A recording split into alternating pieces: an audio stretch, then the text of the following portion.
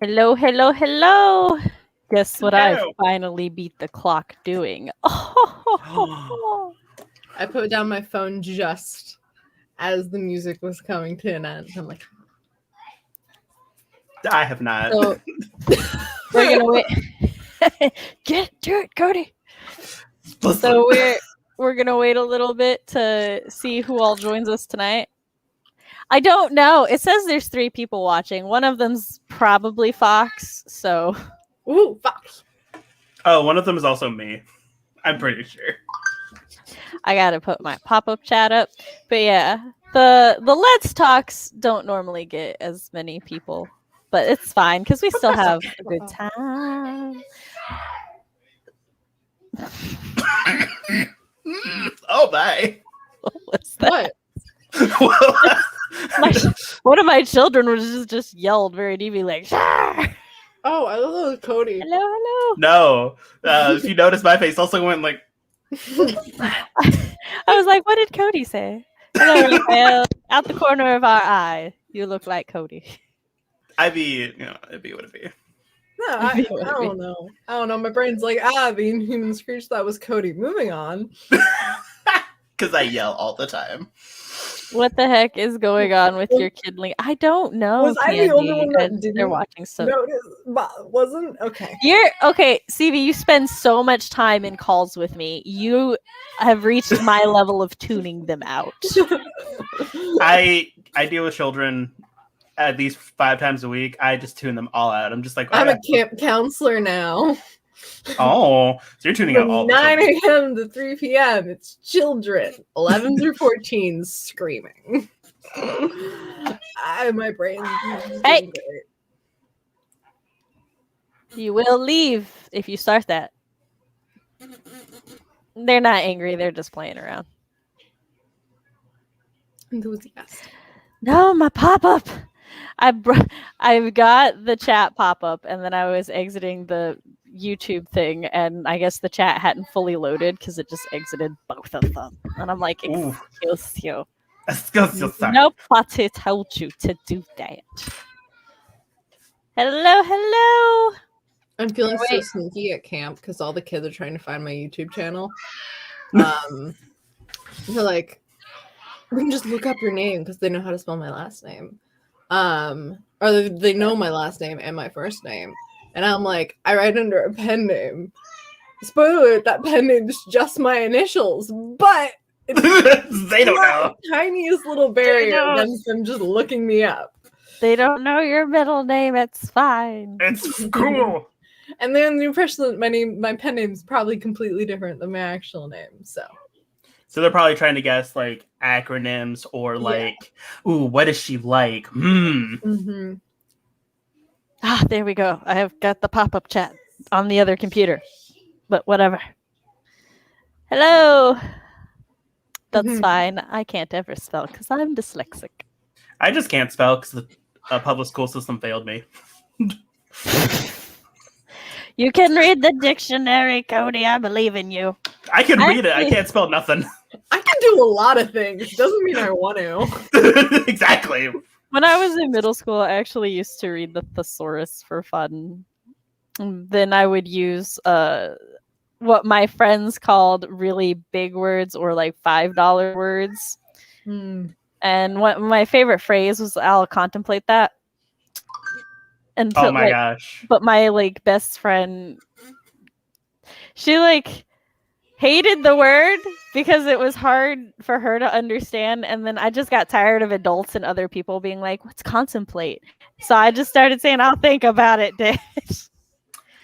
So there was a point in my life when I just heavily dumbed down my personal vernacular so that was redundant. Vernacular means but anyway, so where I just dumbed down the words I used because nobody could understand me.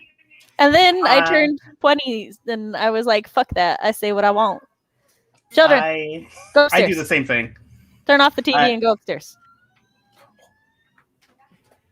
I remember there was probably a point where I was like, I'm going to use big words because I don't know, a nerd.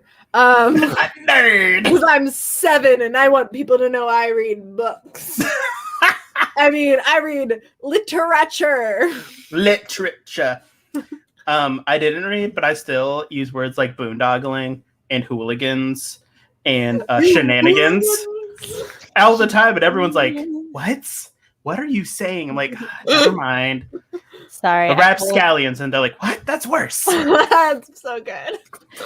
Sorry, I told my children to turn the TV off and go upstairs, and one of them started, but the other one apparently thought I wasn't referring to both of them. Oh. And then got very upset when they realized I was. Was real mad. Not mad. They were just like, oh, why do I have to go watch TV? And I'm like, well, yeah, and that's the problem. Because they were watching TV while tackling each other on the futon couch. Let me get you out of that bright light. That's the best way to watch. Honestly, though, that's how me and my brother would always watch TV. I don't mind when I'm not live. Shenanigans, hijinks, monkey shines, and tomfoolery. Monkey shine. Listen, tomfoolery. I will not stand for it. I will not stand for some tomfoolery. Only slightly. Only slightly. All right, go ahead and introduce yourselves. Speaking of tomfoolery, we're 7 minutes in almost. I haven't been on a live stream in a while. Sounds like a you problem. I was gonna say I don't get to go first this time. I'm ZB Ferrenz, young adult fantasy author, writer, and teenager college student. And on my channel, I talk about how those 3 things come together, or rather do not. When I'm not taking a break, because apparently I'm on break, I didn't mean to, but I started. I make videos with little skits.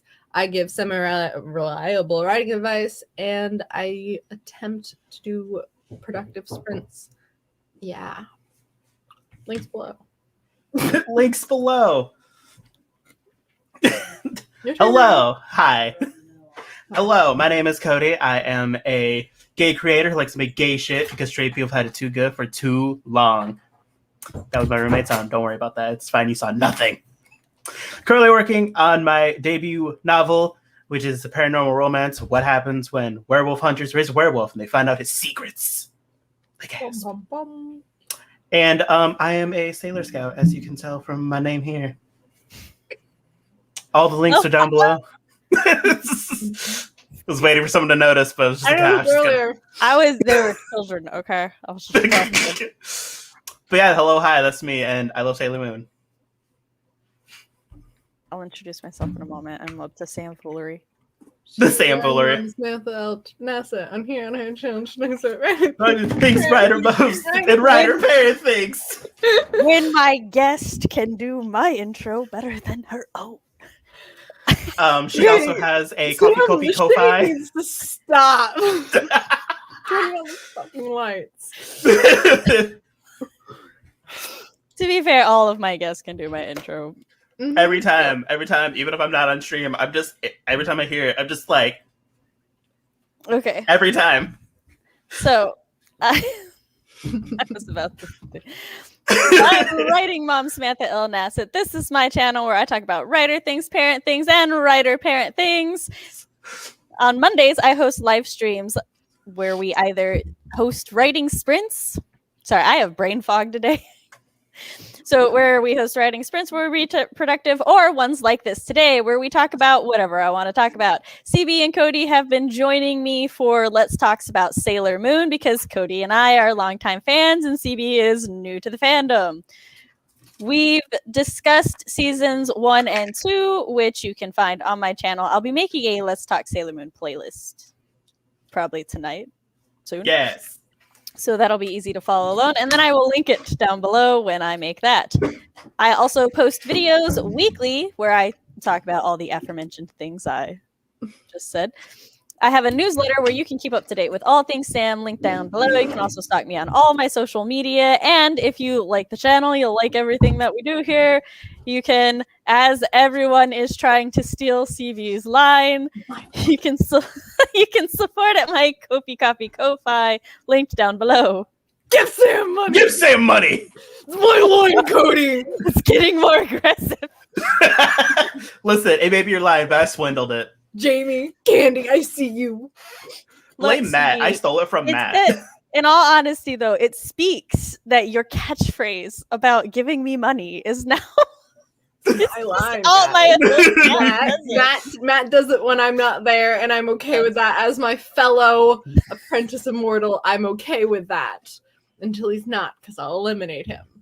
But until that day comes, he's allowed to use the line. I just use it because this is fun. It's also fun to say. Give Sam money. I'm not doing anything. Are you still seeking beta readers for your No, short? Okay, never mind. I turned that in already. We will know the results by the end of September. Woo! See Brinity. See Brinity. Oh my god. Did you want me to use your actual name? No, I got confused. Phonetically, that's Cibrinity. Oh, Sobriety. Okay. Why is Neo there? Neo Queen. Oh, because you're over there. Cool. I caught on. Fox says that we need a shirt that says "Give Sam money," and it's just a cartoon CB screaming it. That's my new merch idea. I'll split it. Oh, don't give me all of a week, and I will I'd buy a shirt. get that together. Give Sam money with my own face screaming it. Yes, that'd be great. Who's Sam? Who is the Sam Fox, person? you can't disown me. Also, due to Fox's advice, I should say for anybody new that brain fog is current. I'm echoing somewhere. Ooh, where? I don't know. Oh, I'm also But- echoing. Brain fog is unfortunately my norm. So on the rare occasion that I don't have brain fog, it's impressive how put together I am. But otherwise, this is what you get. Are So you still echoing? And then the co-hosts come in and help. it's okay though, because I took extensive notes. Yay, notes. So tonight Yay for notes. he's upstairs. So tonight we're going to be talking about the first Sailor Moon movie, Promise of the Rose. Sailor Moon R, the movie, Promise of the Rose. Which, no. according to the Sailor Moon Besson thingy, it was a role play system, Big Eye Small Mouth, and it had a timeline. I still hear me echoing a little bit. And it says that it takes place in season 2, but where it says it takes place in season 2 doesn't really track with, in my opinion, which we'll discuss later. But yeah. So according to the official sources, it takes place in season 2. According to Sam, it takes place after season 2. Probably somewhere in season 3, actually. But yes. I'd say after By the season way, 2. I'm not in the right place. Yeah. CB has watched season 1 of the 90s anime. She's watched most of season 1 of the 90s anime, and she's, would you say halfway through season 2? I would say over halfway. Okay, so the last episode you told me you were on was 2 episodes past Alan and Anne, so I wasn't sure how much further you Okay, I'm got. like 5 or like maybe 7 episodes past. I kept watching. Okay. I know, but you didn't tell me where you stopped. That's why I was asking you Right. where you stopped. I don't know where I stopped. I don't know anything. What is the world? I'll look right now. Either way. Who are you But people? Where am I? But she hasn't seen any of Crystal yet. Cody and I have seen Crystal, and we binge every season before a Let's Talk. But today we're talking about a movie, so I think Cody watched the movie 3 times. I watched it 2.5 times. 2.5. Okay, I'm on season 2, or I guess just overall episode 69. Nice. Awaken the Sleeping Beauty, Mamoru's something. Oh my god, I know where you are. I'm halfway through that episode. I don't remember what was happening in the episode, but apparently I'm halfway through it. What was happening in the episode is Sailor Moon developed an eating disorder, and she was eating her depression away. Oh, it's the Yes. And instead of being because Mamoru's being a dick, I mean, and pretending an idiot. that he has let no, he let her think he was seeing someone else. And Chibiusa, the extent of her concern for Sailor Moon that episode was, oh, Mamoru has a girlfriend. Let me, at like 4, run out into the streets to go see if he has a girlfriend or not. Well, yeah, that's exactly where I stopped. She was running away, and I was like, seriously. Anyway, I got feelings on that episode, but anyway, Listen, we're not here to talk about that, Cody. not yet. Is there still echo? Because it's definitely me. I'm causing the echo. Well, I'll let you know if I hear me. I don't hear me right now. I turned down the speaker. Okay. And moved the mic away from it. So I have talking points, but first, CB, you said you have some hot takes. So let's go over your hot takes for one. I feel like I'm in the hot seat of hot takes now. Welcome I had to the- Is it because your lighting is red? Oh, so they're not quite hot takes. I don't know.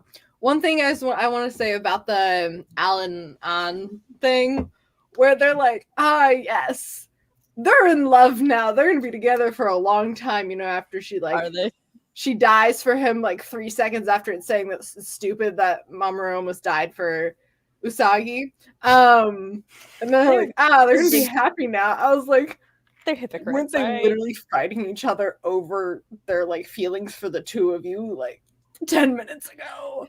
But sure.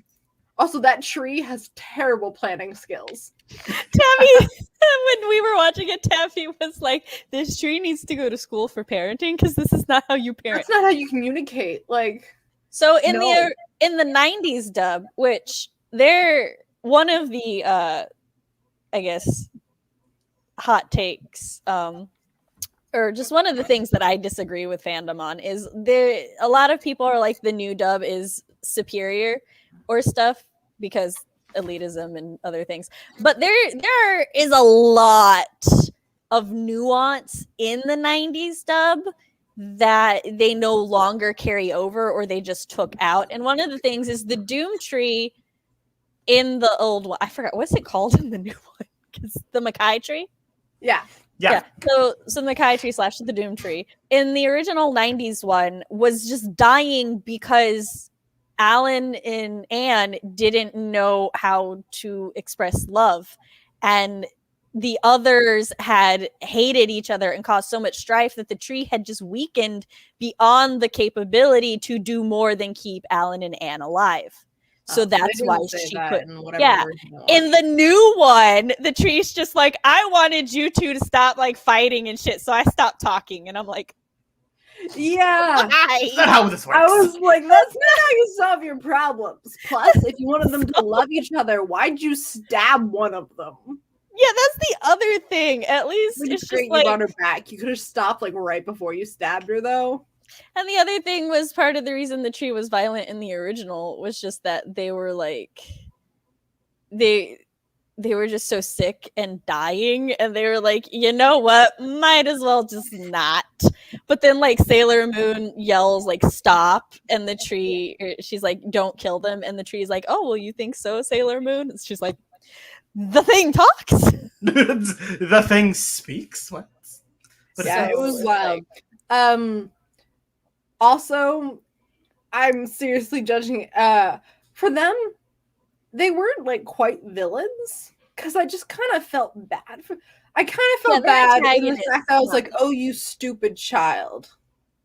Like no one told you how to have decision-making skills because your role model is a tree that doesn't know how to communicate." Socialization is definitely. This is not the way. Yeah, they're definitely not villains. They're just antagonists, which is a thing that Sailor Moon balances. At least the 90s one balances having antagonists versus having villains. And they do have quite a few people with redemption arcs. And like, yeah, there's just something that really bad for them. And like all the scene, like there was a bunch of scenes with the girl. I forgot her. Well, her name's An, but I forgot her like human name. I don't even remember. I didn't know they had human names. In the new one, they do. She's like Oh. lonely. And I'm Very like, much one, so. you guys, you can't be in a romantic relationship. You clearly don't actually love each other that way because every chance you're falling in love with like every other person. Two, Only one. your only option isn't the right option. Three, kind of siblings. Four, but anyways, it was like, hey, it'd be better if you guys just rolled up and were like, hey, we're gonna make friends, and when we're around people, we'll take a little bit of life energy. Like, I don't understand why you guys just don't cast a really wide net and take a little bit rather than go like, I'm gonna suck this person till they pass out so everyone notices me. But it's fine. I have opinions. She does that to Usagi.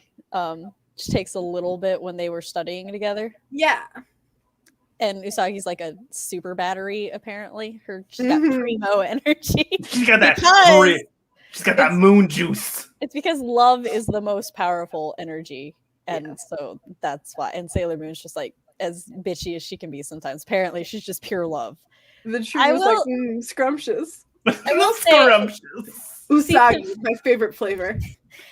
Looking at it from an older perspective now than when I used to watch it, Alan and Anne are just two children who I do think they love each other. I don't necessarily think it's romantic, but they just don't know how to show it. They love each other, just not because like each other. Like Alan goes out and he tries to learn about things like when he's talking to Makoto and he's like, why do you cook for people? And she's like, well, it's how I express my love. And he's like, oh, so you can express love for food. Oh, and this food's really good. And then he blitz his little. He makes the awful thing for it. Yeah, pimento for Anne. Cute. Like that was points where I was like, I want you guys to realize you're idiots. I just want you to realize y'all are dumb. Yeah, let's go. And Anne similarly, she's just like really codependent on him. Oh my like, god, she depends on him. And, she doesn't do anything other than mess things up. And so anything that she perceives as like taking him away from her makes her hyper aggressive. And like I don't know why she gets a thing for Mamoru. He attracts alien women. Well, just aliens in general, because there's also Fiori. So like every episode we're like, here's our plan. Pick a guardian. Pick a card. When I heard that clearly, I lost it. Because like I didn't realize it was a pun. And then I was like, oh my god, that's so stupid. It's a guardian. So when he plays like the magic flute thing, also I'm judging every character again for not realizing the guy that plays the flute with the magical flute thing at their school. Listen, there's a lot of that in Sailor Moon. Nobody puts knots together. Ever since Sailor Mercury joined the team, Sailor Moon's ability to be a detective has tanked. Before Mercury was on the team, Sailor Moon put dots together very well. But then she joined the team, and Moon's like, I can turn my brain off. I'm genius. I can let her do it all. Flipping that switch. Just. But like he would play the thing. He has all the cards. He apparently is the one that orders the guardians around, and like she just causes problems. And I'm like, sweetie. They need really bad at being bad. They need family therapy, which they apparently get at some point. Who knows? Sailor Moon just goes, this is love.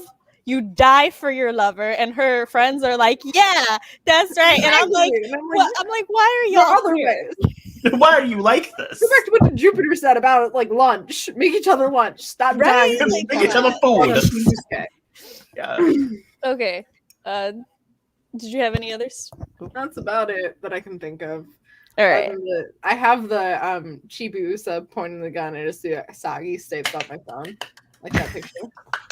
Isn't it great? It's my favorite character introduction.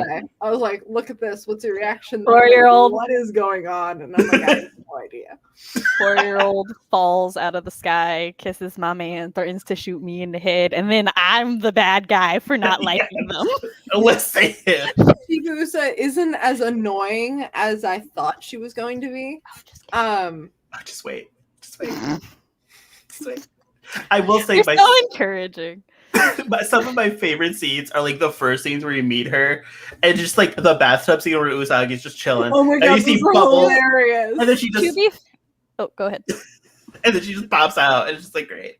Okay, so To be annoying fair- the fact that I'm not annoyed by her, she's really funny in the fact that she annoys everyone else. So here's the thing. I don't find Chibiusa herself annoying. I find a few things she does questionable and problematic. I Yes. hate how everybody else reacts to Usagi having a problem Yeah. with her. That I have a big issue with because all around, just nobody handles that child the way the child should be handled, No, in my Also, opinion. when Like they're either too aggressive or too complacent. Except I like laughed So- out loud when Neptune, that's the really smart one, right? no, that's Mercury. Neptune's Mercury. not here yet. But Neptune is water, who's so Neptune? Why They do do I look have that in alike, my though. head? yeah, I mean, to be fair, they look alike. She's just not in the series yet.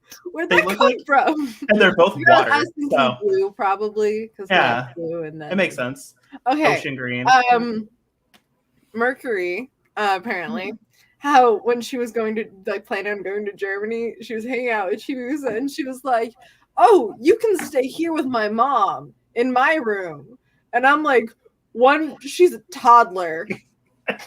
You can't just make decisions. You can stay with someone else's mother. Two, doesn't she have a whole family taking care of her? Three, don't you think your mom should have a say in this? It's like Also, also Four, why is your mom going to Germany with you? You're only 14. look, in the Sailor Moon world, you're independent at 2. Yeah, it's fine. It's That's fine. when you get emancipated. it's Like, when you get all a the scenes mitzvah. with the child where I'm like, oh, you poor child. Like, because you're properly a child and no one seems to acknowledge the fact that children shouldn't be left alone like this. Except Luna. At all. Yeah. But Luna always loses her. Luna's like, somebody should be with this child, but then also, where You did know, like the child? those Yeah. backpacks with like the leash? Yeah. Yes, To that's have Luna on one hand and she becomes because Luna is the most responsible character. Actually, I don't agree with that statement, Luna but she is tries at least to be the most responsible character. right, Another so- hot take that I already told Sam. Artemis. Oh icon. my god, I love yeah. him. He's so great.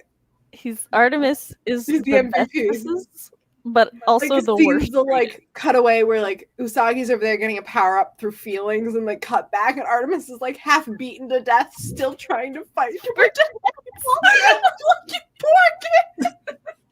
You poor cat.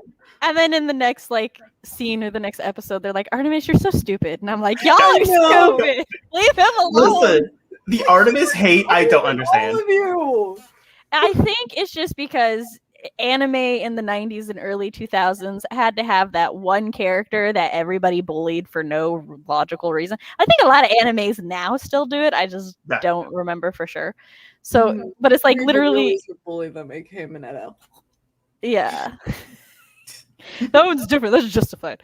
But Artemis is not Bullying justified. is justice. No, Mineta is definitely justified. Yeah. Okay, so now Promise of the Rose.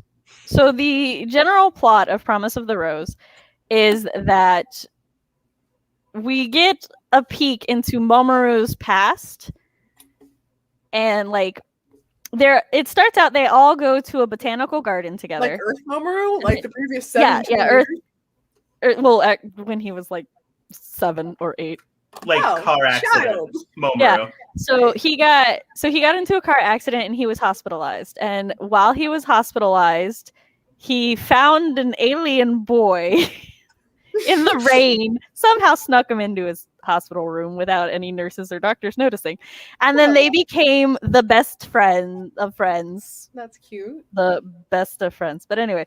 And then Oh, but Fiore had to leave Earth because he can't sustain himself on Earth. He's the same kind of alien as Alan and Anne, but he doesn't have a tree. thought the rest of them were extinct, but okay. Apparently I not. thought they He, could like, only live float- off the tree.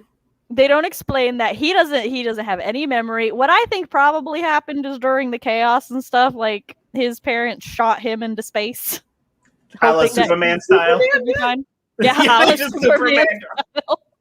So our We Clark don't need Kent the here. world tree that sustains literally everyone else. We'll just Yeet him. Just Just yeet. eat the boy. Yeet Well, the man. Mamoru gives him a rose, and he's what's like, even as a child, he was no, obsessed this with the movie there's a reason. explains. the Yeah, garden. the movie actually explains the rose. So Mamoru gives Fiore a rose, and Fiore's like, "It's so pretty. It's the most beautiful flower ever. When I come back, I will give you the most beautiful flower ever." And this whole thing's going on. Well, that flashback like happens and stuff while Mamoru's out with his girlfriend and her friends. There's a very rude moment that happens there that we will talk about later. But then, like, while they're at the thing, it rains rose petals, and what looks like a slightly more mature Alan, like they could be brothers or cousins. Yeah, the picture you sent, I thought it was him, and like he came back. No, the human form one. He like comes in and he's like, Mamoru, do you like the flowers? I brought you flowers. And Usagi's all like, look, her radar for people who want her man is on point. She never fails. Never. Like, he's just talking to him, and Mamoru's like, oh, do I have the eyebrow? Damn it, Fox. Find me the eyebrow thing. I didn't put it in Milo note because it's just beautiful. This eyebrow screenshot is the greatest thing I've ever seen from Mamoru. He knows how to feel about this. And Usagi is just like, hi, so nice to meet you. But this is my man, and we're me. And she then literally is just like, you can't have him. Like, I don't care. I don't discriminate. He's mine. It's like, I'm sorry, but you can't have Mamoru. He's my boyfriend.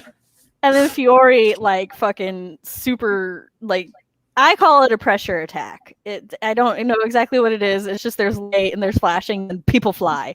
Well, he knocks her flat on her ass and everybody's like surrounding her and they're like, hey, get back here and apologize. And I'm like, they're so desensitized to aliens. They're like, you need to apologize right now. Right now. Yeah.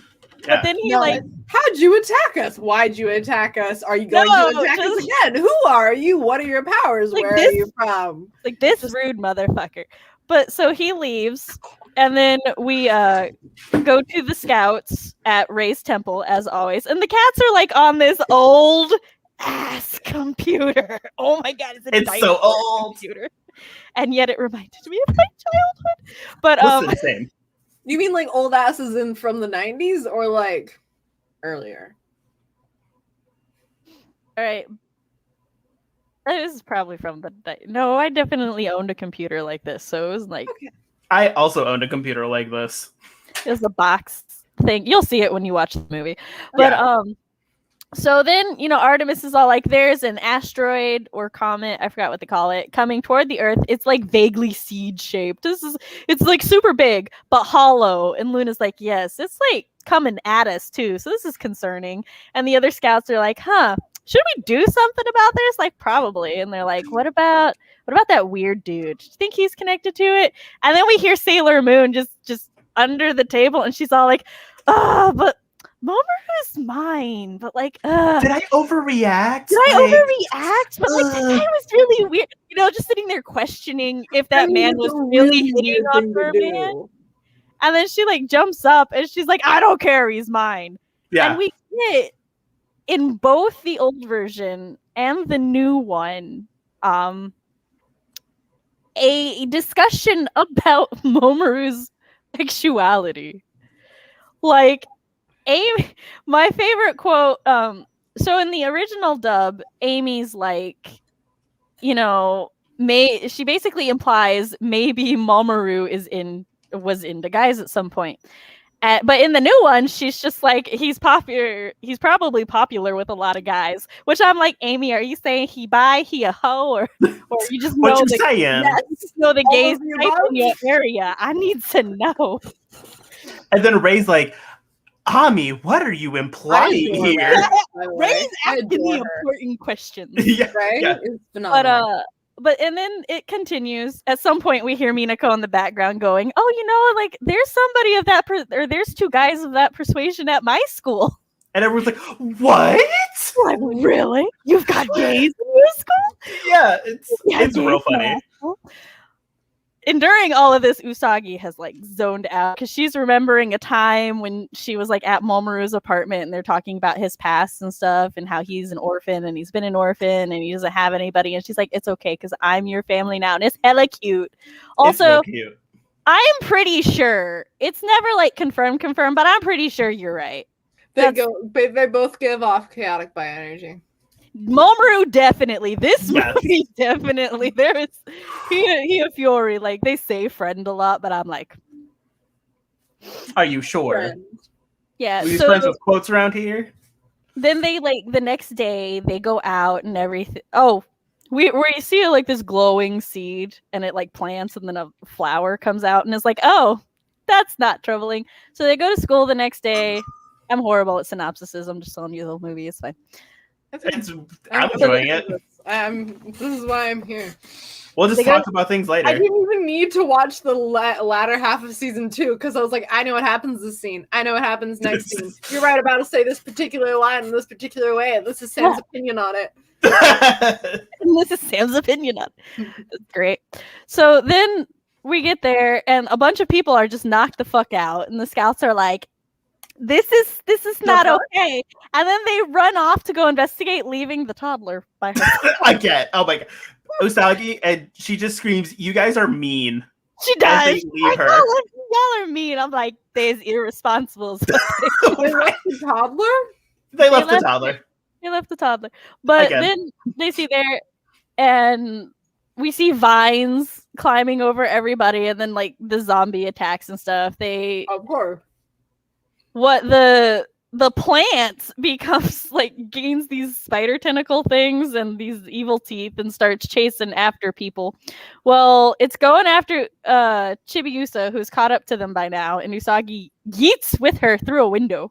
Yeah. And they're off the battlefield, and then the other scouts are kicking ass. As Cody wanted to point out, they bring in season 1 and 2 attacks. So, like, we get the whole array. Sometimes they don't even say the attack words. They're just like... And also, my other favorite scene, where Rei just pulls out 5,000 seals from nowhere.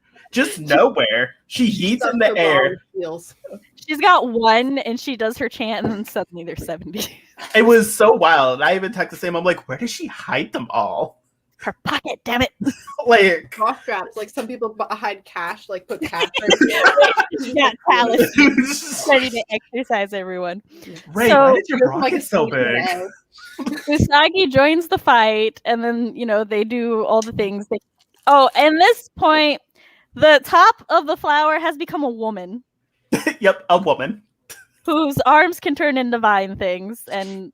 Yeah, so Sailor Moon murderizes her, and then we see human Fiori, and he's like, well, I've miscalculated. I didn't expect this planet to have warriors. And Sailor Moon's like, you? And he looks over, and he's like, you're the girl from yesterday. And I'm like, he fucking recognizes her, like, right off the bat. Like, the one incarnation of a person. Tabby and I call him your parents, your brother, your boyfriend, your best friends, but no, this random guy that was hitting on your man recognizes you. Listen, right? He's the best villain. He's the best. He's also Sailor Moon's like soulmate on some level. Platonic, romantic, I don't care. They are soulmates. Because he's just like, it's you. And then another, like, they try to fight him. He just fucking owns everybody. Like, even he was so strong. Jupiter hand to hand. He's just like, bam, and she's gone. Actually knows hand to hand combat as opposed to can punch pretty okay. Yes. I don't know if he can dodge. Yeah. At the very least. And then he's about to, duke it out with Moon, who's just like, what the fuck? This is my ex. This is my boyfriend's ex. I don't know what to do. But then I have pictures for this moment because this moment needs visual to be aids. known. Yes, hold on. Also, the art in the pictures that you've shown me already is so good. I know, it's so fucking pretty. I wish that was the budget for just like. Oh my gosh, everyone is so pretty. Cheers. I'm sure we'll talk about more in depth later. But there's one scene I definitely want to talk season about. 2, I've been looking at their outfits, and there's a lot of like high-waisted things and crop tops, and I'm kind of living for it. The pastels are not my. I say as I wear a blue. But the whole pastel outfits aren't really my thing. But I'm kind of living for their outfits a lot of the time. Shut up, Cody. You know, I didn't say anything. we're just gonna do window at the moment. We're gonna live dangerously. Oh. Okay, so we've got. This scene. So let me tell you. Okay, he's about to. Oh, for Fiore, like his nails grow this fucking long, Lady and Lady he's Demonstrate about style. to. He's about to like 5-finger murder Usagi, and then we see a rose fly out, and he's like, "I recognize that flower. I need to know how." Rose. It's maybe roses just don't exist outside of Earth. Who knows? I don't. But anyway, and then the camera goes here. You see this poster? Now after the camera goes here, this happens. Where did his martini go? It cut it off a little bit, but he's walking on air right here. And then we see this. It was a great scene. And I just What the fuck? I need to know how that why are there so many? Magic. it makes absolutely no sense on any level. Also, like, turns out that Mamoru was there at the beginning of the fight, fully dressed in tuxedo mask, and grabbed like 15 guys off the street, had them get changed as his girlfriend and her friends are getting the shit out of them by his ex-boyfriend. And a special note is that Fox was very angered by the poster after Tuxedo stepped off it, because he's like, who would leave a gap like that? Oh, wait, it's a gap? There's a gap. Oh my god. It's terrible. It's not. What is the poster for? We don't know. Also, his jawline goes from being like a circle with no mouth, and he's the only person on the poster with no mouth, and it goes from a circle and then it gets like squared out. It's just wild. It's just the most wild in all the things of Sailor Moon. It is one of the most wild transitions. Like, sir, how long have you been there? What is your disguise? What is happening? Another hot take I have. Yeah. So, and you know how Tuxedo Mask and the Moonlight Knight give their whole like speeches after they throw the rose, and they're like, "Love is the essence of innocent young girls, and how dare you tarnish that, you foul fiend." Yes, that could be a direct quote. I wouldn't know. I think you were there until foul fiend, but I'm sure I may have heard it once. Probably. And so, after he like gets his memories back, and it becomes just Mamoru, who dresses up as Tuxedo Mask, and like the first few episodes of the Chibiusa arc, he still does the speeches, which threw me off because I wasn't expecting it. I'm like, you were in a daze, like before you were like taken over, you don't remember, and this like you would randomly go out and save Sailor Moon when you were Tuxedo Mask, and then you literally split in two for the Moonlight Knight, right? So now, do you just have a thing for speeches? Like, yes. Is Mamoru gonna give a speech at some point? Like, no. This is why. And also say them. Does he write them? Does he have them prepared? He's like, wait, what the villain did this time? Okay, page 3, section 4. That's why it takes him so long. He's got to look it up on his. Sailor Moon also gives a Tuxedo Mask as speech as well. In this one? When she enters the fight, she's like, flowers are designed for young maidens to love, or something. Oh no, that's just a moon. That she's just technically she always gives a speech like that, and then he gives another speech like, and it's like, we don't need you to mansplain ladyhood. Her transformation or like attacks were interrupted a few times, and I was like, finally! I know. It happened. When it happens, I get so excited. I'm just like, ooh. But it also implies that they don't interrupt other times. They just stand there waiting. Like, is she gonna do it?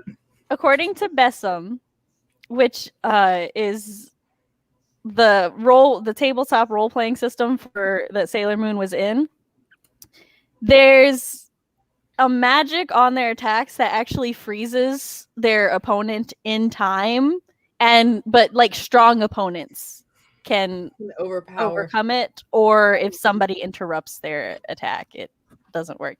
So which is, I think, is cool. So I'm showing you this because Tabby wanted me to make sure everybody saw Fiore's outfit, right? We see his outfit, his very nice suit, knightly outfit, and the like style and everything, and how it weirdly coordinates with his prince outfit. And God. We're like, are these couple outfits? Is that what we're doing here? But they like these two outfits. Go back to the image. Huh? Like, go back to the Fiore. Oh yeah. And also, Fiore gets a sword too. I love swords. What? He pulls out a sword out of nowhere. No, he only ever uses his nails. Those are his swords. No, there was a scene where he was going to attack Moon, and he had a sword just out of the air, and Tuxedo Mask like just blocked it with his cane. I remember distinctly because I saw a sword and I was like, they also have like matching swords? ? He just pulls it out of nowhere. He has temporal torp. I'm pretty sure those are his nails, and I'm only pretty. I'll tell you why I'm pretty confident those are his nails, because he like fights like this. But also, so after that scene, like he Tuxedo gives his speech, right? And then Fiore kind of looks at him, and he's like, "Mamoru, is that you?" And I'm like, "How you recognize Usagi and a flower? That's it's questionable." But yeah, then I'm he's like impressed by this guy, honestly. Right? He's and then the like best villain. Maybe they should like- just recruit him to the Sailor Brigade or whatever. so Mamoru's all like, "So Fiore, you know, like I'm not lonely anymore." And he's like, "You're not?" And he's like, "No, Sailor Moon and the people of Earth are great, and you should like trust them." And Fiore's like, "I mean, if my mans thinks I should trust them." But then Cassinian, the little flower brooch, she's all like, "Mm-mm." And so she does this little mind control thing. And he's like, "No, you're being deceived by that silly girl. I gotta kill her now." Flower is the villain. Yeah, he's being possessed by a flower. Oh, okay, so he's not a bad guy. He's not He's gonna possessed. die. He's definitely corrupted. Because she can't, like, technically control him. It's just as with Alan and Anne, he was not socialized as a child.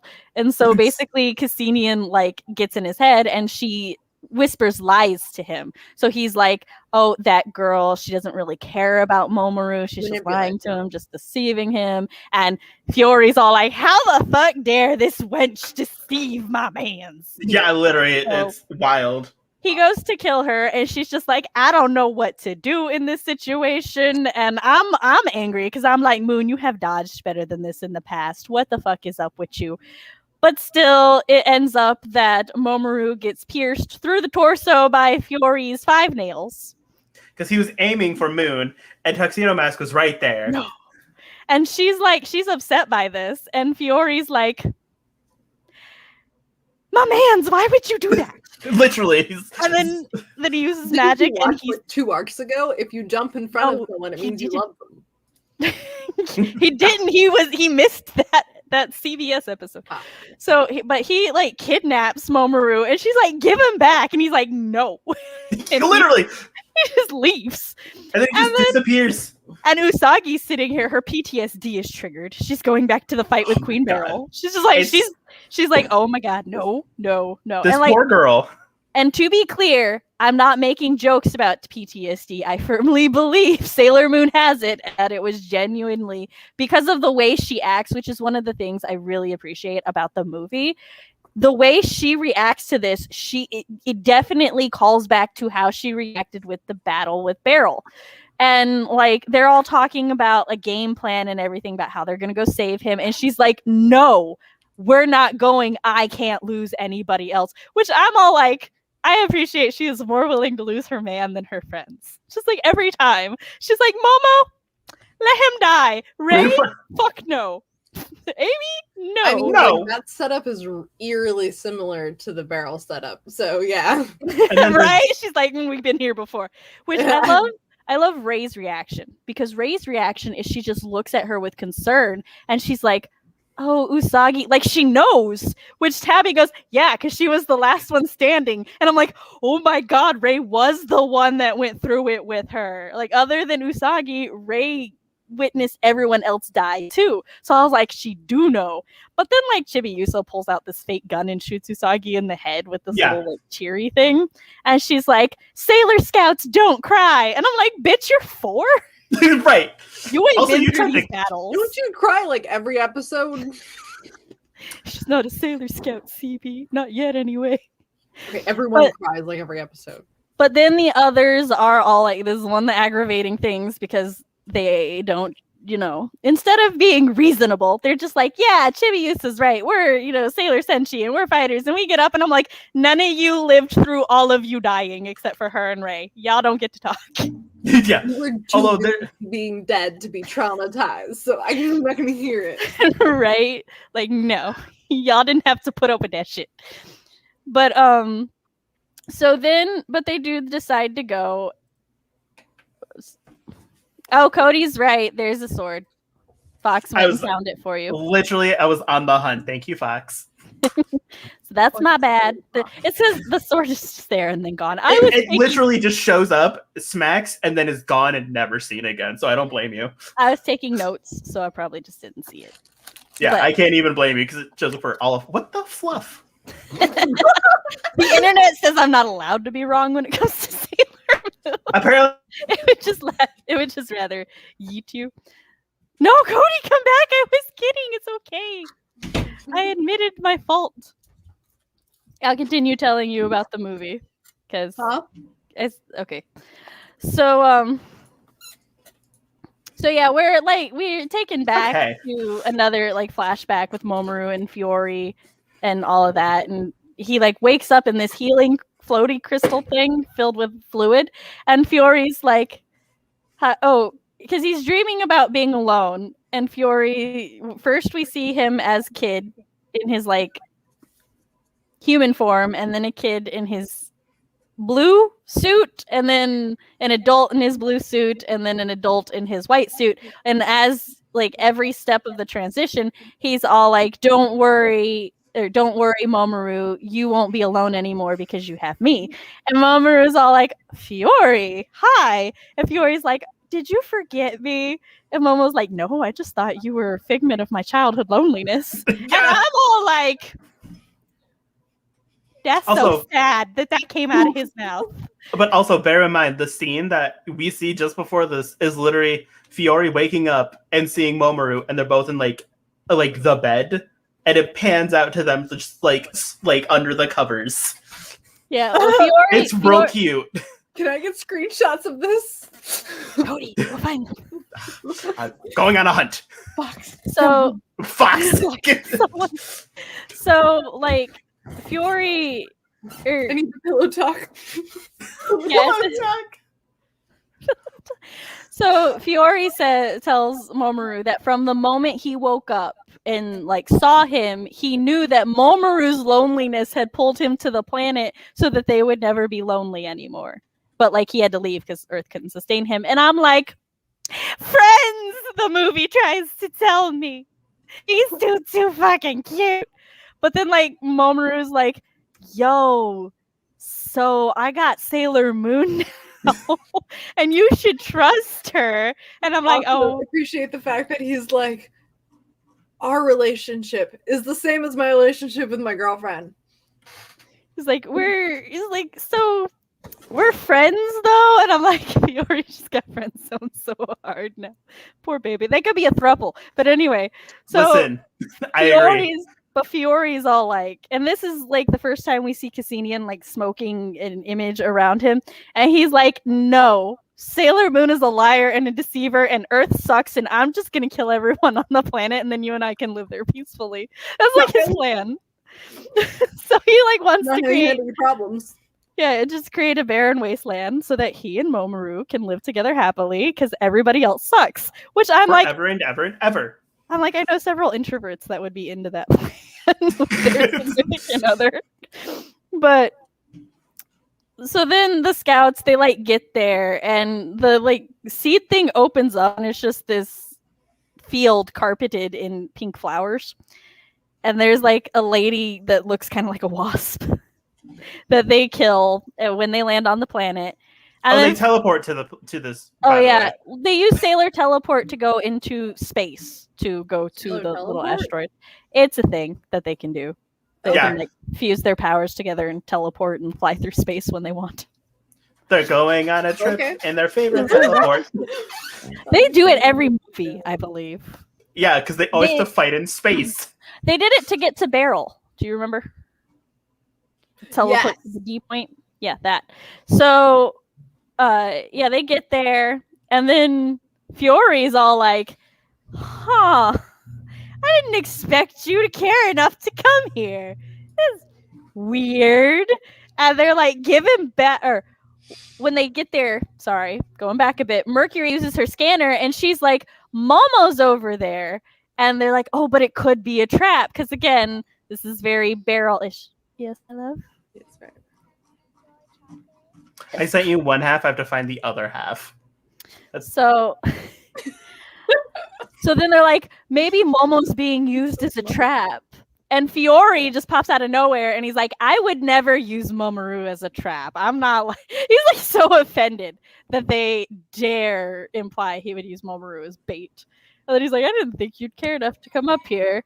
And then, so they're like fighting because he has like basically these flower Nago women just pop out the flowers. The top half is a woman, the bottom half is like these vines that look like a snake. So they like look like Nagas, but they're flowers. And they start fighting, which the scouts are like, Moon, we need your halation. The rest of us will like hold it off. And, you know, Jupiter and Venus, they do like a whole cone. And then Mercury gets her very large row. And Mars like burns 2 rows up. And then Moon does her attack. And she's just like 180s the battlefield, just decimating things. That's kind of And he's all like, well, this isn't going in my favor. If this keeps up, all of my flowers will wilt. They're kind of OP because it's the climax of the movie. No, we are nowhere near the climax. We're not near the wait, we're climax. not? No. We're So like he's halfway in. Wow. I do miss. So there's the 2 voice actors, the one from the 90s and the one, I'll play him a little differently. Like the original one, he was much more kind of rash sounding and like aggressive and stuff. And he is one of my favorite quotes where he's like, oh, let's regroup and really nail them. And I'm like, I just love how that sounds. But in the new one, he's just like, well, everybody, let's. He's like, basically, let's back it up and change our strategy. So then you've got a giant tight like wall of these vine women tidal waving. And of course, Mars just fucking grabs Moon and yeets her down the hill. And so the other 4 get captured. Now, he doesn't realize what happened. He's just like, oh, you're a fucking coward abandoning your friends like that. And Tabby and I are like, did Mars yeet her so fast he couldn't see that Mars did it? And like the other thing too is when she does yeet her literal first response is, don't die. Yeah, Mars is just like, don't die. No, like, that's Tabby. Moon to like the girls. So it's like PTSD, again, not making a joke out of it, is like real hard. Oh yeah, Like- she's like, oh my god, there, because then he like summons them on this electric spike, and he electrocutes them, and he's like, drop your weapon, or I'm gonna torture them. Like, not even kill them. I'm gonna make them suffer. He's like, because you're a coward and you don't give no fucks. And the scouts are. I love what they say because Mars is like, you know what you have to do, and then the others say things like, you have to defeat him, you have to fight, you have to save the Earth. But like Mars, all I could do was feel Mars going, you know what you have to do. You have to let us die. And I'm like, no, Ray, no. Y'all tried before. The answer is no. Stop it. But as Fiore is like going on, Moon drops her wand and she's like, okay. And he's like, what? Right? And she's like, no, I cannot lose you. I cannot bear you dying again. No, I would rather die right here and now. I'm not fighting him. I don't give a fuck. And Fiori's so confused by this. He like doesn't understand what's going on. So then You he don't like understand my emotional baggage right now. Yeah, like he's like, you don't understand. This flower's been telling me that you are a selfish piece of shit, and you just straight up like you're so fucking caring, and you're like, what? And he's then baffled. and then like Cassinian convinces him that Sailor Moon's just playing him, that she's pretending because now she's got her friends back, and he's like, damn it, I fell for it, basically. Yeah. And so she like, is this the point when she gives him her power? Yes, I Wait, think What? this is the point where she like turns into a smoky floaty thing and goes around and then merges with him, and he turns Yes. pink, and he's got like arms over him and flesh tentacles, and it's really weird looking. And It's then real weird. then he like attacks Sailor Moon, and he gets to the point where he like binds her to him with her arms out, and he's like, I'ma drain you dry. And then he tells his flowers to like take her energy. And as he's doing this, he's sitting there going, you don't know what it's like to be alone in all this. And he's hitting like each of the scouts' little like things until finally he like drops her. Which there's a weird like inconsistency. When he drops her, her like legs are open, and then when he goes to attack her and his tentacles hit down, her legs are closed. Then when he pulls the tentacles back, they're open again. And I'm like, why is she doing jumping? Why is she doing Right. power What is happening? Also, where's Mamoru in all this? He In a is crystal. look. He is doing something very impressive because he was trapped in a crystal, floating in fluid, and he manages to break it with his sheer force of pushing. And I'm like, sir, you've been hitting the gym Right. You've been working out. because that can't be easy to do when you have footing, let alone when you're floating in water. In liquids. Wait, That's healing he's you. floating there, and is he like swimming against it, or is he just like? No, so what Hold on. happened is Fiore basically was like, I will heal you, and put him in a crystal to heal him. Yeah, it's an Post anime. pillow toxin. Yes. Okay. Well, he's like trying to fix his dying. His man who's dying. Yes. Because he hurt him, and he felt real bad. I don't Good. want a naked Mamoru. That's Google your what the boyfriend / not your Oh, what? I type Mamoru Crystal Prison Promise of the Rose, and I get a shirtless Mamoru looking out a window.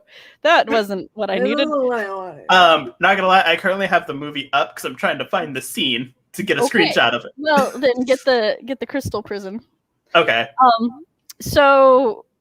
So when he's like, the scouts are like, don't kill her, don't do anything because we need her, because like we love her and you're wrong. She like helps people and she makes people feel wanted and stuff, but he's so corrupted by Cassini, and he's just like, no. Now he's convinced she has fooled all of them and that she's been lying to them. They're valid people now. So now, Shit. so now he has to protect them because he understands. But so he goes to kill her. This is progress. And then of course we see a rose out of his chest, and he's like, what? And he says possibly, and it's delivered amazingly in both versions, my favorite movie line of all time, because Cassini is like, Fiore, get up, we can still kill them. And he's like, he threw a flower at me. Yes. It's my favorite because it's chalks at one. It sounds silly as fuck, but it's not. It's so serious because it's so much full of symbolism, because the flower has been binded, like the whole thing.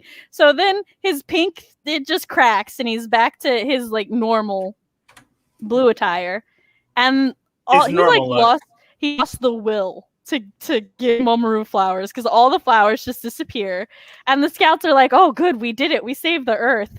And then the comet starts breaking apart, and they're like, what's going on? And he's like, ha, guess what? If I can't have Mamoru, no one can. I'm going to crash this asteroid into the earth, and we're all going to die. Yeah. Like, no. Sits down with every Sailor Moon antagonist. Okay, here's how you express your feelings. So I can't get screenshots. Here's And I'm problem-solving skills. Focus on this one, please. Wait, I could share my screen, maybe. Maybe? Yes. we'll do that after we finish discussing the plot of the movie. So, Yes. So then, So Sailor Moon, who like lost her pupils and stuff, which in anime means she's like on the verge of death. Yes. She hears that he's like, I'm gonna kill all of us. And she's like, not if I have anything to say about it, and sits up. And they're like, don't you fucking use that silver crystal. You will literally die. And she's like, I give no fucks. I will be fine. We're good. I've like got unlimited power, bitches. And Fiore's hand like comes out of nowhere and just tries to snatch the crystal off of her. And she loses like the power to maintain her magic suit. So then she's just ribbons. So she's like kneeling in front of him as he's like, no, you're not going to use this crystal to save everybody. And I'm like, this is the smartest motherfucker ever. Listen. Like, he figured it out. And so she, like, instead of holding her suit together, makes the decision to channel that power into showing him memories. I don't know how she knew that he needed to see this memory, but what we see is back in the childhood hospital with Mamoru, is she, like, walks into his hotel room as kid Usagi, because she hears him crying, and she's like, why are you crying? And he's like, because my friend has to leave today, which is Fiore having to leave Earth. And she's like, oh, well, you know, my mommy's in the hospital because she just had a baby boy today, and I got these flowers. So, like, they make people happy. You can have a flower. And, like, the frame freezes, and Fiore's like, his flower, it was from you. And then it, like, goes to the present, and her hand, I should have brought my candle holder. I'll get it in a second. But his hand moves, and the crystal has morphed into a flower, and he's like, it's a flower, it's so beautiful. And Cassinian, who at this point, Luna, at some point before they even came here, Luna and Artemis were like, the Cassinian is a parasitic alien flower that basically attaches to a weak-minded and weak-willed person, which I'm like, Fiore's not weak-willed, he's just naive, he was never socialized. He's just in a vulnerable He's just in a vulnerable place. Lonely. But yeah, and then like goes to the planet, and she spreads her seeds in her blossoms, and she eats everybody basically, and then the planet implodes for some reason they didn't explain. Earth implodes? No, she does this wherever she goes. So like, and he found her floating in a bunch of rubble, so presumably the remains of an exploded planet. Yeah, because she herself is just a flower. Yeah, she's just fucking vampire flower. She needs someone else to do her bidding. But she's like apparently invulnerable, because when he announces that he's gonna kill everyone on the asteroid, she's like, that's fine, because I just need to get to Earth and then I'll find somebody else. Thank you, Fiore, you've done your job well. I'm like, bitch. Really thank you, my puppet. But like, she's trying to regain control of Fiore, because she's like, Fiore, don't listen to her. Fiore, she's a liar. But you just see him crying because the flower is so damn pretty. And then she disintegrates, I assume, because silver crystal power. Yeah. And magic. Fiore vanishes. And then we go to Sailor Moon, to the actual climax of the movie, because she princesses up. And then, you know, she's all like, silver crystal trying to change the trajectory of the asteroid. And then I love that Mamoru literally has no more words in the rest of the movie. He only says one word for the rest of the movie. And I'll tell you when we get there. But he just like silently armors up because he's Prince at Dominion and he's got to go support his woman. And then the other scouts all say things like, we got to go help her. Like, yes, because we don't want her to die and we love her. And then they do that thing that Sailor Moon does in the final battle where it's really cute, like scenes where she's talking to them and she's like, Amy, we came to the beach to fucking party. Stop studying. And Amy's like, yeah. And she's like, wow, Ray, you're a hard worker. And Ray's like, oh, you just noticed? And it's so sad. I really wish they would use other scenes for Jupiter, but they again use the scene where they meet and Usagi's like, your cooking looks great. And she's like, you're not scared of me? And she's like, why? Should I be? And then, you know, with Venus, again, like, well, no, this is the first time they use the, like, wow, you're Sailor V. It's like, yeah, that's me. And so they're like, we can't let her die. You know, we really got to help her power. Then there's a very confusing part Oh. Because she's talking to the silver crystal, and she's like, "Silver crystal, give me the power to protect them." And I'm like, "But the silver crystal draws power from her. It's just basically a catalyst for her to use her power." Let me use the power Oh. to protect them. Let me use my power, damn it. It's basically like how I Let me take it. harness my power. I wish it all. Give it here, damn it. Well, so they're sitting there, and you actually see like her struggling. You see her doing it, and then this like the trajectory's changed, but the silver crystal shatters, and her pupils disappear. And then she turns back into Sailor Moon as opposed to her Usagi, which she should have been Usagi, not Sailor Moon, but that's a nitpick. It's fine. And like it goes to Earth where it's Chibiusa and the two cats, and they're like, "Well, I hope everybody's fine." And for like I think the only time in the series Luna doesn't sense that Sailor Moon is in imminent peril. And Chibiusa is like, "She's like a mother to us all." And I'm like, what the fuck? It's What? so out of character and just random. I'm But she's sorry. She protects us. It's just weird. This is like the toddler's now acting 80. What, my child?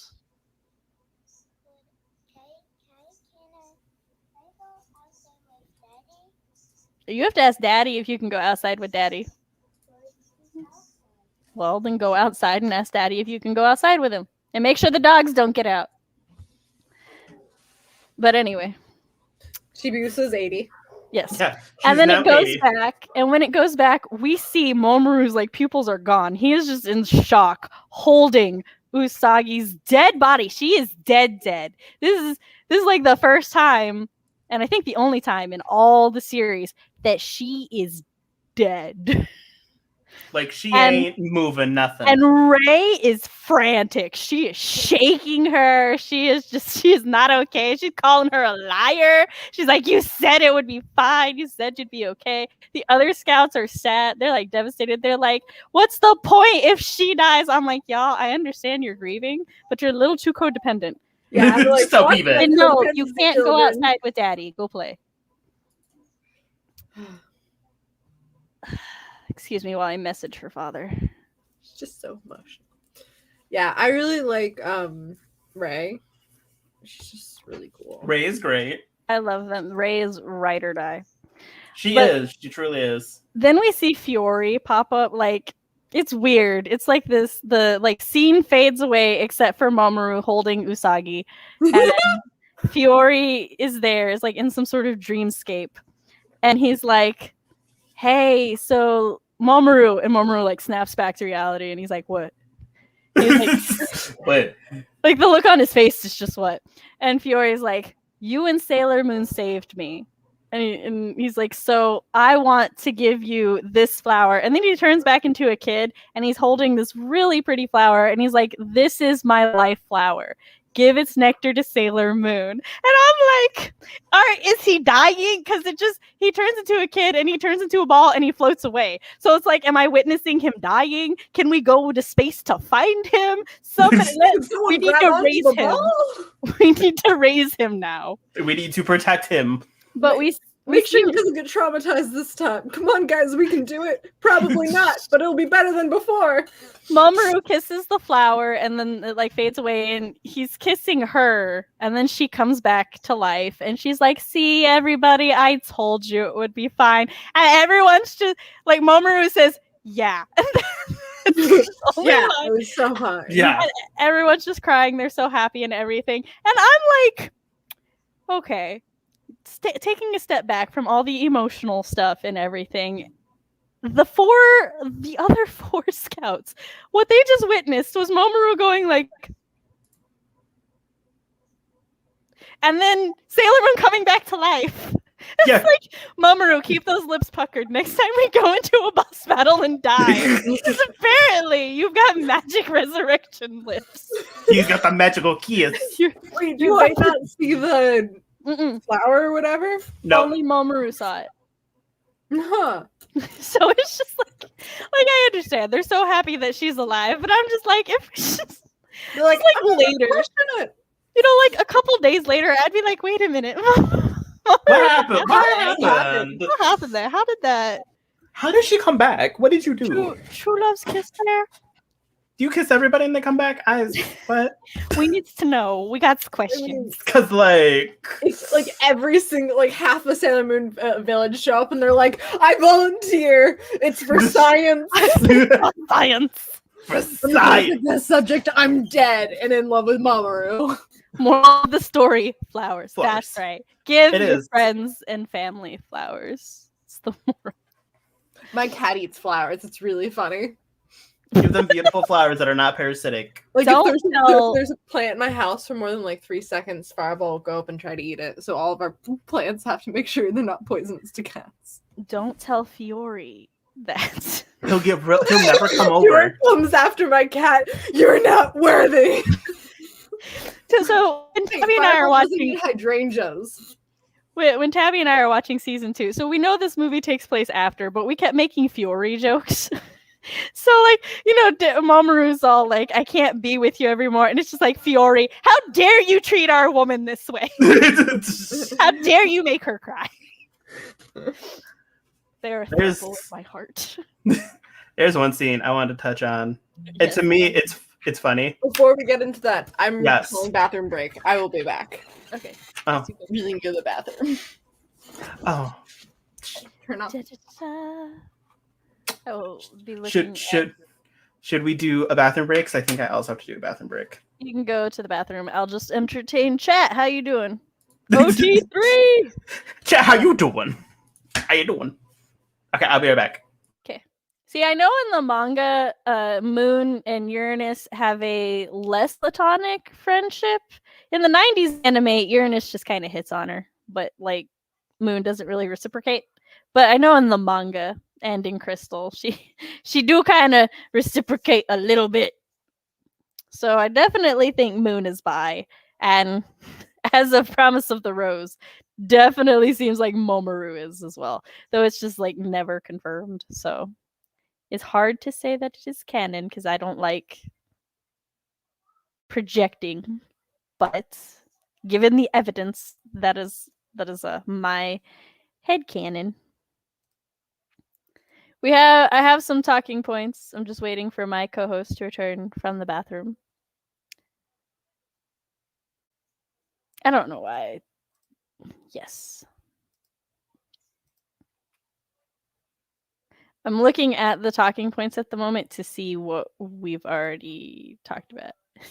Headcanon accepted. Also, that Fiore like returns one day as an adult again, like, you know, in Neo Crystal Tokyo. He's just like, "Hey, I missed you both. Hey, baby boy. Hey, baby I girl. love you. How you been treating our Usagi? Have you How been you nice to doing? Mamoru?" Better question. How you been treating my man? I don't know. By the end of the movie, he seemed like more. Not like more into. He just like seemed to respect Usagi on a different level. So it's just, how you been treating my lady? How you been treating my dude? You both been good. Both been fine. Okay. How are the cats? Do I need to kill Prince Demond? Y'all just trying flowers lately?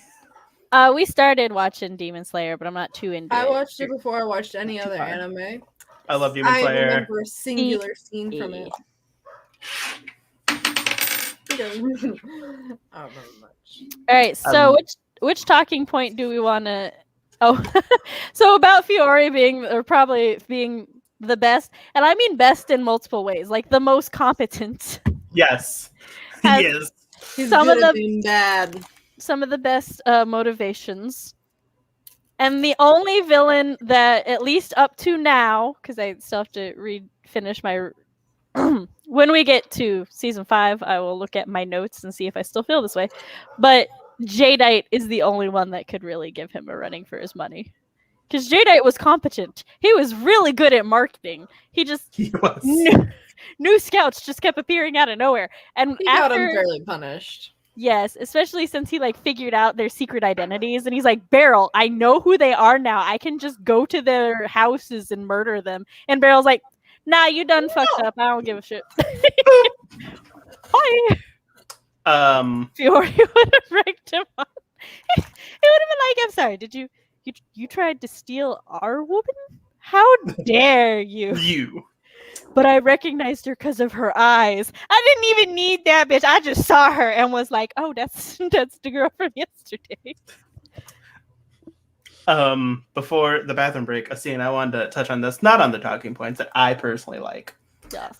Is the scene when the first flyer happens and Usagi yeets her and Chibiusa through the window. Yes. How Chibiusa wakes her up is first she rolls up a napkin, shoves it in her nose, doesn't do nothing. So she gets the bright idea to plug both of her nose and then cover her mouth. I timed it. 20 seconds. Tabby 30. No, from the thing. It was from 39 to... It was... Okay, it is 20, because it's from 1939 to 1959. I was like, Tabby timed it. I wrote it down. Because I also timed it. Because I was like, how long is the scene? Takes her 20 seconds. Literally, like, it's funny, because we had... Like, as we got to that part, I was like, pause it, Tab, so I could catch up on my notes. And then I'm like, okay, you can hit play. And she's like, is it frozen? Is it loaded? Because it's just a single frame. It's just a single frame for 20 seconds. Silence, no music. Going on? And it's just Chibiusa just covering her I mouth. definitely think that something was broken. For a while. And then, of course, Usagi wakes up upset, as she would be. And is like, what are you trying to do? Kill me? Pissed. And Chibiusa's like, that's a really nice way to thank me for everything that I did. I'm like, you literally tried to murder her right now. Literally 2 seconds ago. You get the... And in my head, I was like, how does she know how to do this? How does she know? Why does she know this will work? Yeah, how does she know that all she has to do is just make her suffocate for 30 seconds and she'll wake up? So, So- if you stop someone breathing, do they wake up? I So mean, here's the thing. I don't know if you were here for our Let's Talk season 1, but this was definitely a huge point of it. And part of it is that I loathe that Crystal didn't just kill them. Because in the manga, they just die. But in Crystal, they brought them back, or they left them alive so they could add in the subplot for the romance for the other 4 scouts, only to have it fail anyway. And yeah, like it it really changed the flow of the final battle in a way that I hated. Like, I hated it so much, I forgot why I hated Crystal Season 1 with a passion, and then when I was rewatching it for our Let's Talks, I felt like I had tricked myself, because I was like, there's nothing wrong with Crystal. I mean, the animation was wonky, but they fixed that. Yeah, they did. It was and then a I lot worse. got to, like, I think episode 10, and I'm like, that's fucking wrong! I remember. Yes, Steph. I also think they shattered in Crystal, and I don't remember if they shattered in the manga. I could check my notes, but I don't remember. okay. Part, So it was real long ago. we talked about the codependency. Mars is ride or die, like always. Bisexual Mamoru, where so it says it takes place in season 2 between or during the arc with Esmeralda.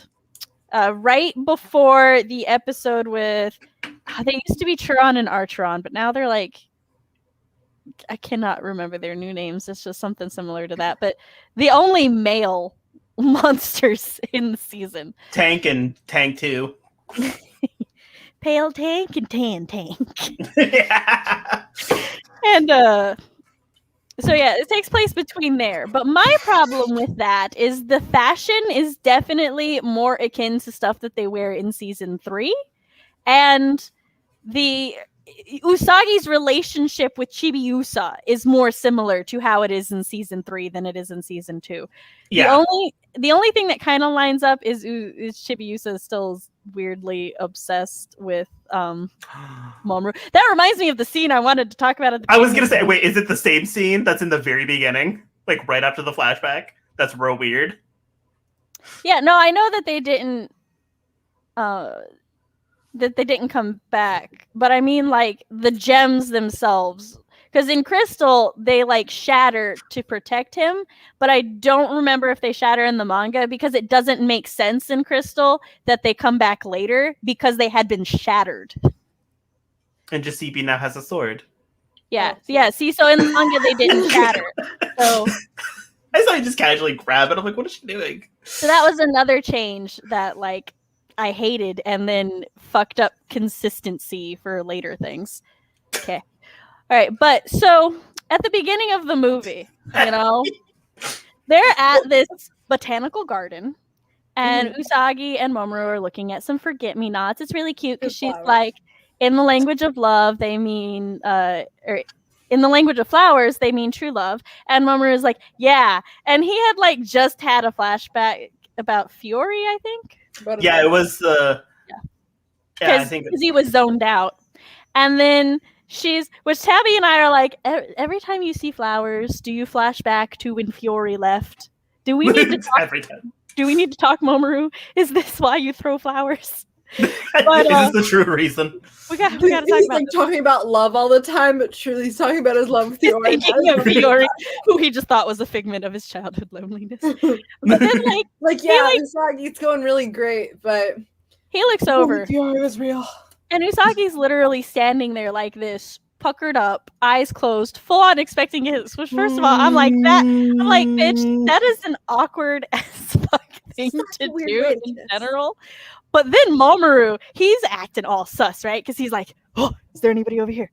Oh, is there anyone over there? And he's like, and he like goes to lean in. Then we're shown behind the shelf they were looking at, and it's the 4 scouts, and they're like spying on them. And Chibiusa's like, oh, she's kissing my Mamoru. And we're like, girl, get over it. But then Please Mercury's like, we shouldn't be spying on them, guys. What the fuck? And the others are like, shut up. You were all into spying on them too. And she's like, yeah, now they're about to make out, so it's weird. Yeah, it's better role models. And then they're being cutesy so we can make fun of them later, but not when they're kissing. That's just weird. Right? Like Amy, the only one with sense. And then like, of course, Chibiusa is like going on a rant, and like Jupiter and Venus are both like, guys, shut up, it's getting good. And we're like, what? And then they both cover Chibiusa's eyes. Rei and Abi are covering Chibiusa's eyes. No. She's on Rei's shoulder. Ami covers. Oh, yeah. Like Venus covers her mouth because she's being loud. Ami covers her eyes because she shouldn't see it because it's inappropriate. Jupiter's just like towering over the rest of them. And then she's like half hanging off. Like half trying falling. Not to drop the child. Yeah, Rei's trying her best. She's holding on for dear life.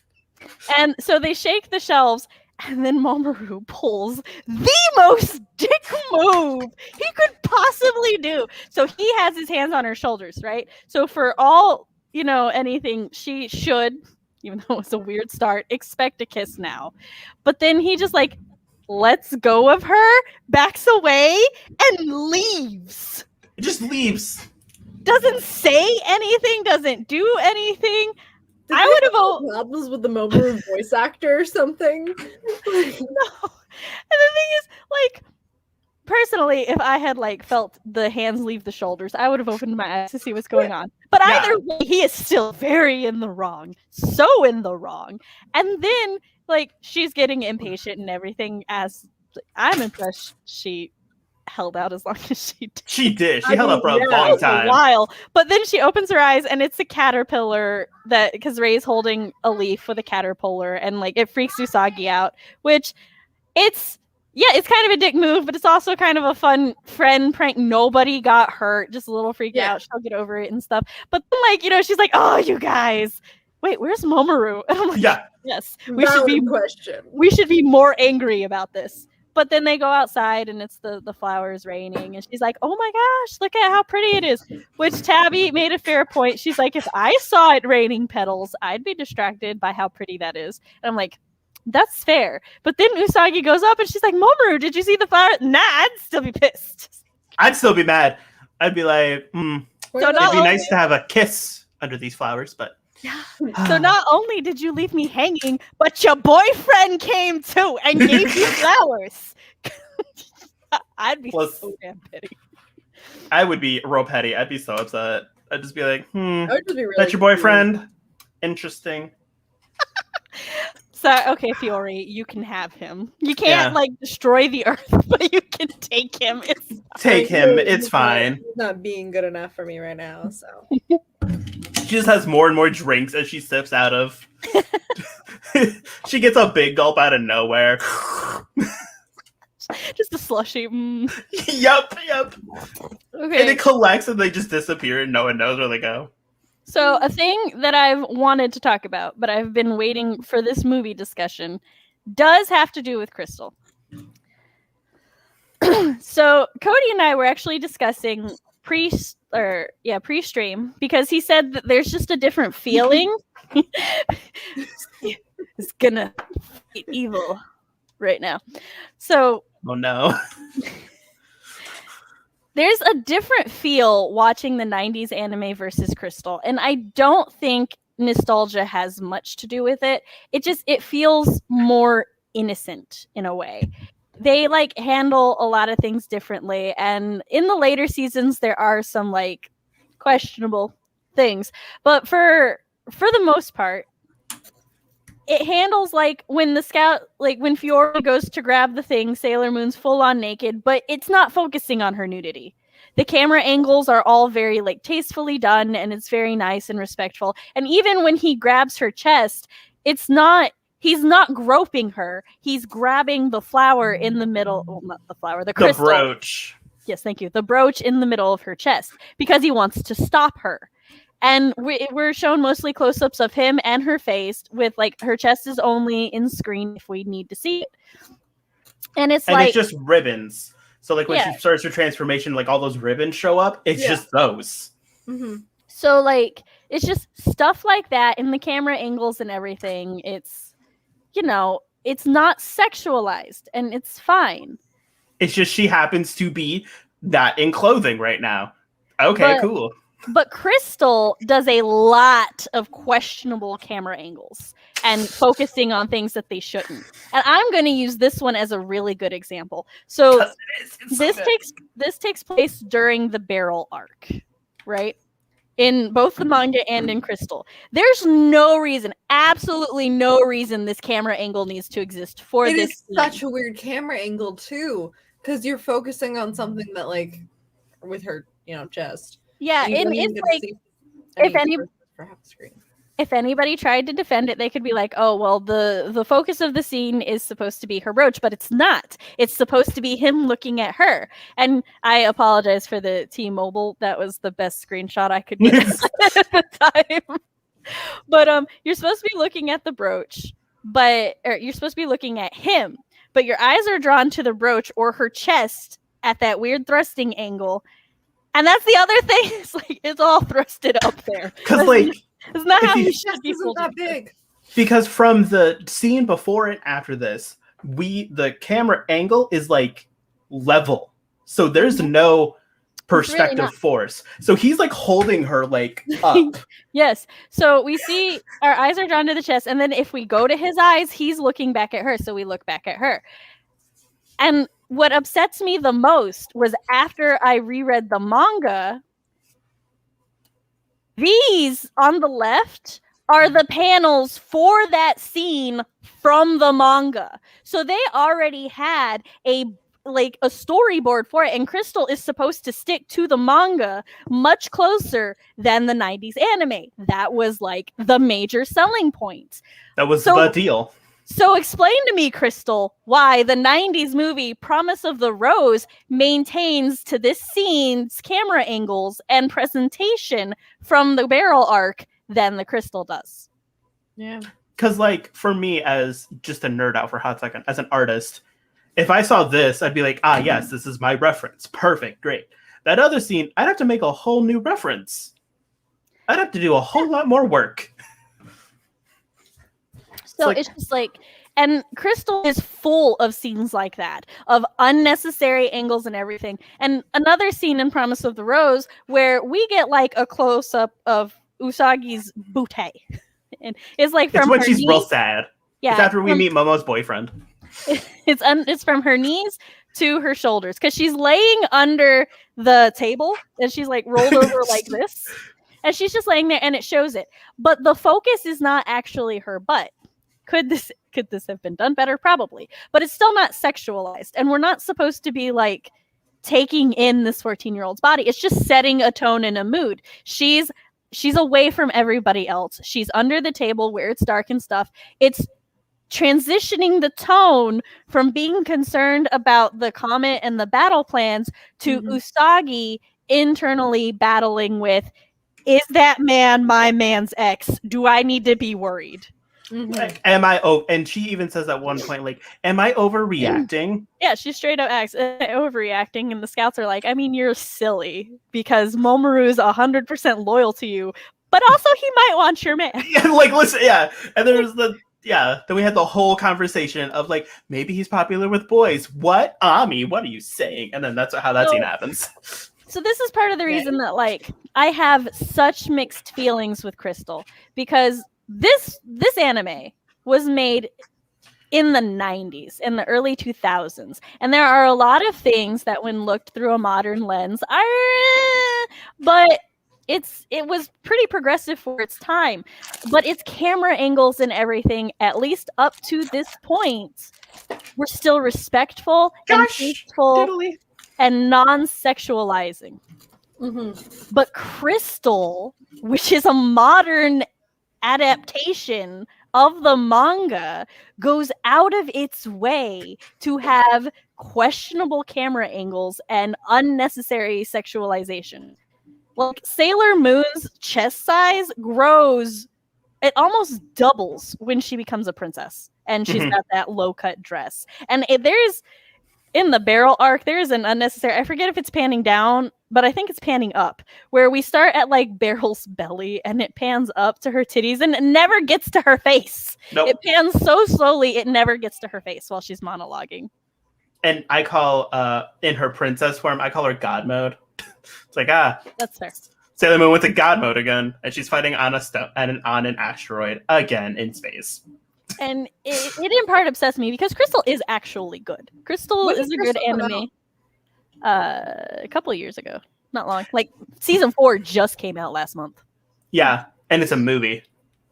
I think they could have done all of them like that. I think they made a really good decision making season 4 2 feature films instead of a season.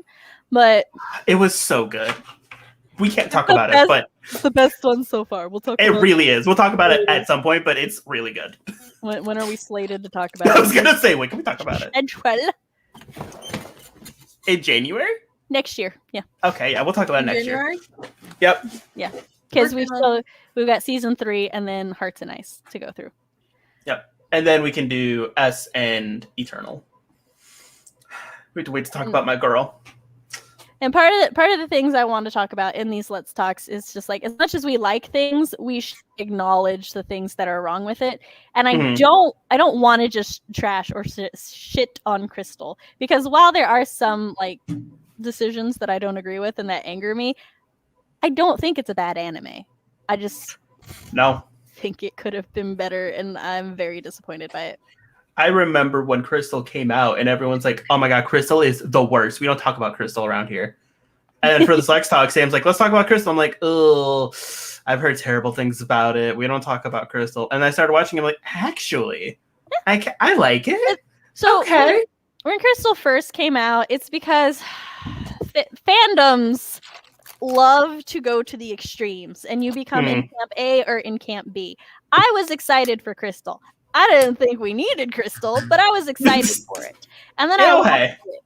And at the first time I watched it, I was very angry because of the poor production value. But that was like very well known. Still, people tried to like defend it because they were like, it's closer to the manga art style. I just showed you a side by side of the manga in the 90s one.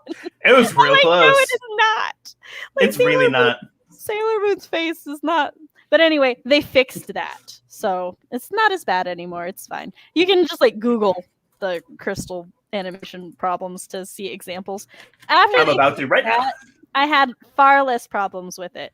I will fight anybody that says Crystal is better than the 90s anime in every way, because I just don't agree with that. There are some things that I like better in Crystal. A few things, but there are some things. So it's like, I don't feel they need to be torn apart. I think that there are things in both of them that can be appreciated. And as we get into, I think, season 3, 4 of the 90s one, I'm gonna love it so much less. But it's fine. It's fine. Look, we'll get there. We'll get there, man. But like, I view it The cat now. romance is definitely that one. What? Yeah. Although, oh no, yeah, that is Hearts and Eyes. Luna's love affair with a astronomer. Is he an astronomer? I think he's an astronomer. I don't know if I've ever seen Hearts and Ice, and I don't know if I'm looking forward to this now. Phoebe's face. Let me tell you, there's more titty in Hearts and Ice than there is in the rest of Sailor Moon put together. Because Princess Snow Kaguya, she just wears a skirt and this sheer shawl, and then the rest is just out there. And her little minions are very similarly done, and it's just like, but again, it's not sexualized. It's just she happens to wear a sheer top. She's au natural. What'd you say, CB? That would be uncomfortable. Doing a fight without a bra. Oh, well, she's made of ice, so she's Yeah. and her minions are made of snow. So If she can't move around, then she's Right. fine. But if she's stabby, I mean, although it is questionable as to what's your weapons? My ice boobs. Ice titties. Arsh today. No. Like, yeah, I kind of. So that's the thing. When they said that Crystal was gonna follow the manga better, and people were like, "Oh yeah," because the '90s anime sucked. I, having read the manga as a child, was like, "Oh, Ooh. okay." Because in the manga, most of the scouts have a similar personality. Amy doesn't have much personality because she was supposed to be a cyborg. But the editor, What? yes, the mangaka was going to make her a cyborg, but her editor was like, "How about no?" Wouldn't that have been dope? Yes, but so that's why She her disappeared for a portion of season 2. Like there was a bunch of episodes where she just didn't. She had like a line. she's maybe? studying. Yeah, Okay? she's studying. gonna be a doctor. She's at cram school. Yeah, She's trying to they be were like her mom. I'm gonna go study, and then she just wouldn't be in the rest of the episode, and I'm like, do people have something against her?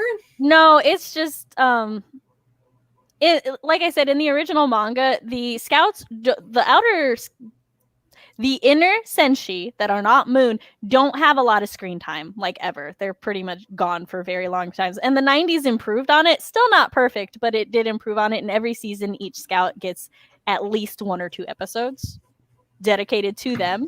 So they have character development. They build their bonds, their friendship. You see it grow and everything. So like you're watching, season 1, and then by the time you get to Promise of the Rose, when Rei's the one sitting there being empathetic to Usagi, and Rei's all like, "Oh man, he's like, Usagi, it'll be okay," and stuff. It doesn't come out of nowhere. When you read the manga, just one day they're like, "We're all great friends. It'll be okay, Usagi," and I'm like, "Wait, what?"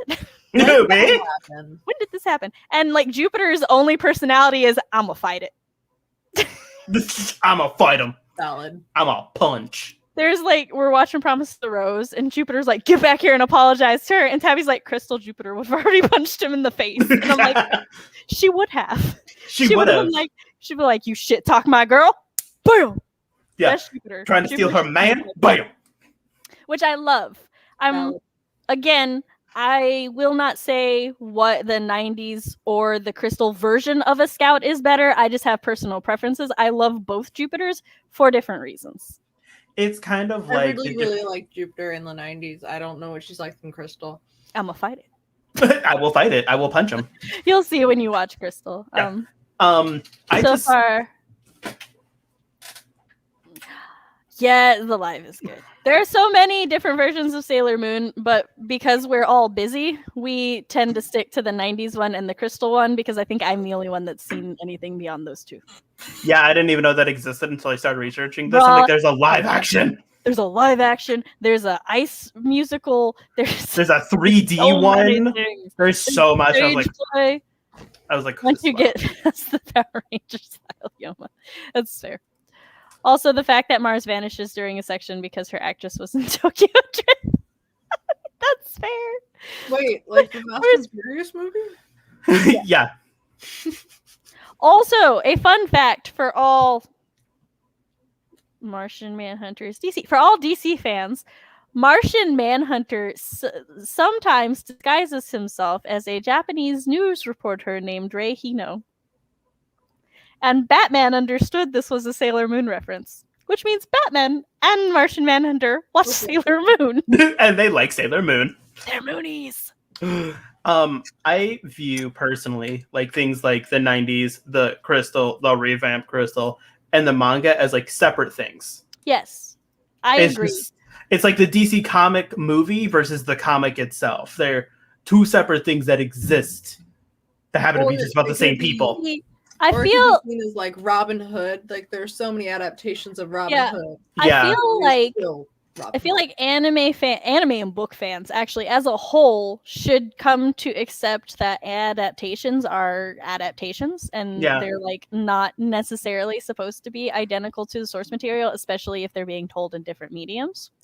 And I feel like comic book fans are just so used to everything being, they're like, well, in this timeline of this version. In this timeline. They're like, we were trained for this. In issue number 47 of the 70s comic and in issue 6 of the 90s comic. Yep. I think Golden Arrow was 50. You see that Magneto actually had a child. But I do think that it is fun to compare and contrast the versions with friends, though, like we're doing here. Yeah, because we can all giggle at each of them and be like, that's stupid. Let me tell you, when I read the thing that is like Martian Manhunter sometimes pretends to be a Japanese news reporter named Rei Hino. I think it's a news reporter. That part I could be wrong about. The rest of it, I know I'm accurate though. And I was like, Rei Hino. I'm like, is that a Sailor Mars reference? So I looked into it, and it is. It's a Sailor Mars reference. Yeah, my headcanon is that each version is another way they were brought back. Oh, I love that! That is a good one. It's a new incarnation with a new Earth. So I'm just like, how many Spider-Mans are on the shelf behind me? There's a lot.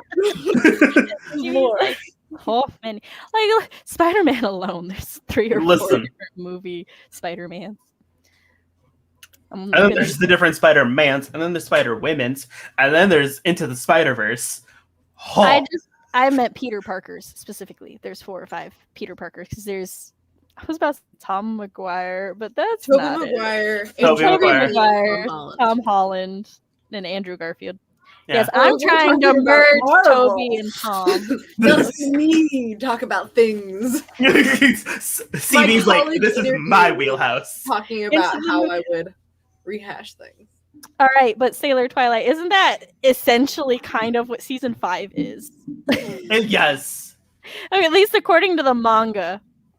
Into the Mooniverse. I need the Sailor Moon people to announce their plans for Crystal season 5, so I know if we need to delay our Let's Talk for season 5 or not. Listen, it just came out. It's all depending on that. Yeah, but the first 3 came out in rapid succession. They did. It took a while for 4 because, but also 4, like the production value is so much better. It is. Y'all, I watched season 4 and I'm like, why does Momo look like such a snake? Right. He has no business looking so sneaky. And like, he's in college, so we could say that. No, he's like season 4. He's 18 or 19. But either way, look, yeah, I do. I'm not looking at it sexually, and I also grew up with him, so I still feel weird. I'm just like, I don't either. Aesthetically, he fits like my fashion, so I'm like, yeah, I want his shirt. He needs his shirt in all versions. The live action, the ice rink, the 90s. I just need somehow for that all of that wardrobe to go everywhere. It's a great outfit. I don't know who decided to make him edgier, but I'm here for it. Listen, I am here for it too. I also, just as a little side note, it doesn't spoil anything. Everyone's eyes glow in Eternal, and it kind of weirds me out at first, and then it's like, oh, I'm into this. It's so pretty. It's a little too bright though. The pastel, like I couldn't look at it for too long sometimes because it's just very vibrant. It's real vibrant. Especially when everyone shows up, you're just like, oh, there's a lot of color. Oh, there's a lot of primary on my screen. I'm looking through my notes to see. Oh, so Tabby was joking around that like when Sailor Moon's dead, and the quote is that, you know, like Mamoru's just holding her without saying anything else, so he's like in shock. Mars is shaking her, demanding she wake up, calling her a liar, said she wouldn't die. Mercury's like, what's the point of surviving if you're not with us? Jupiter's like, come on, please just open your eyes, Usagi. And Venus says, in the end, we won, but we lost what was most important to us. And Tabby's like, look, it's the stages of grief. It's like Mamoru's denial. Oh my god.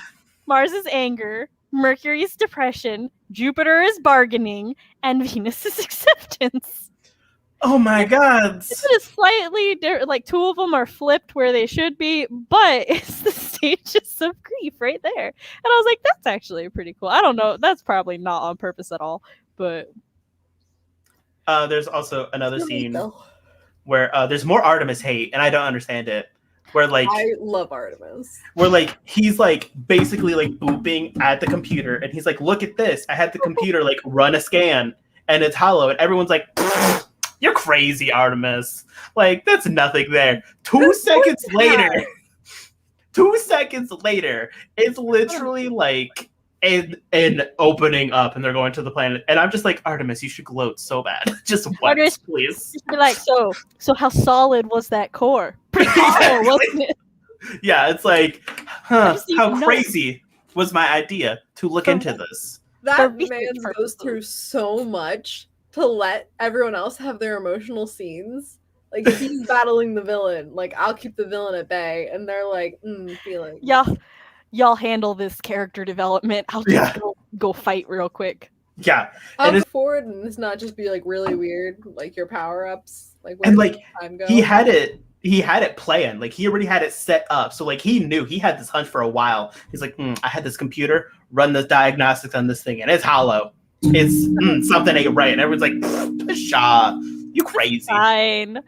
So some fun quotes from my notes here.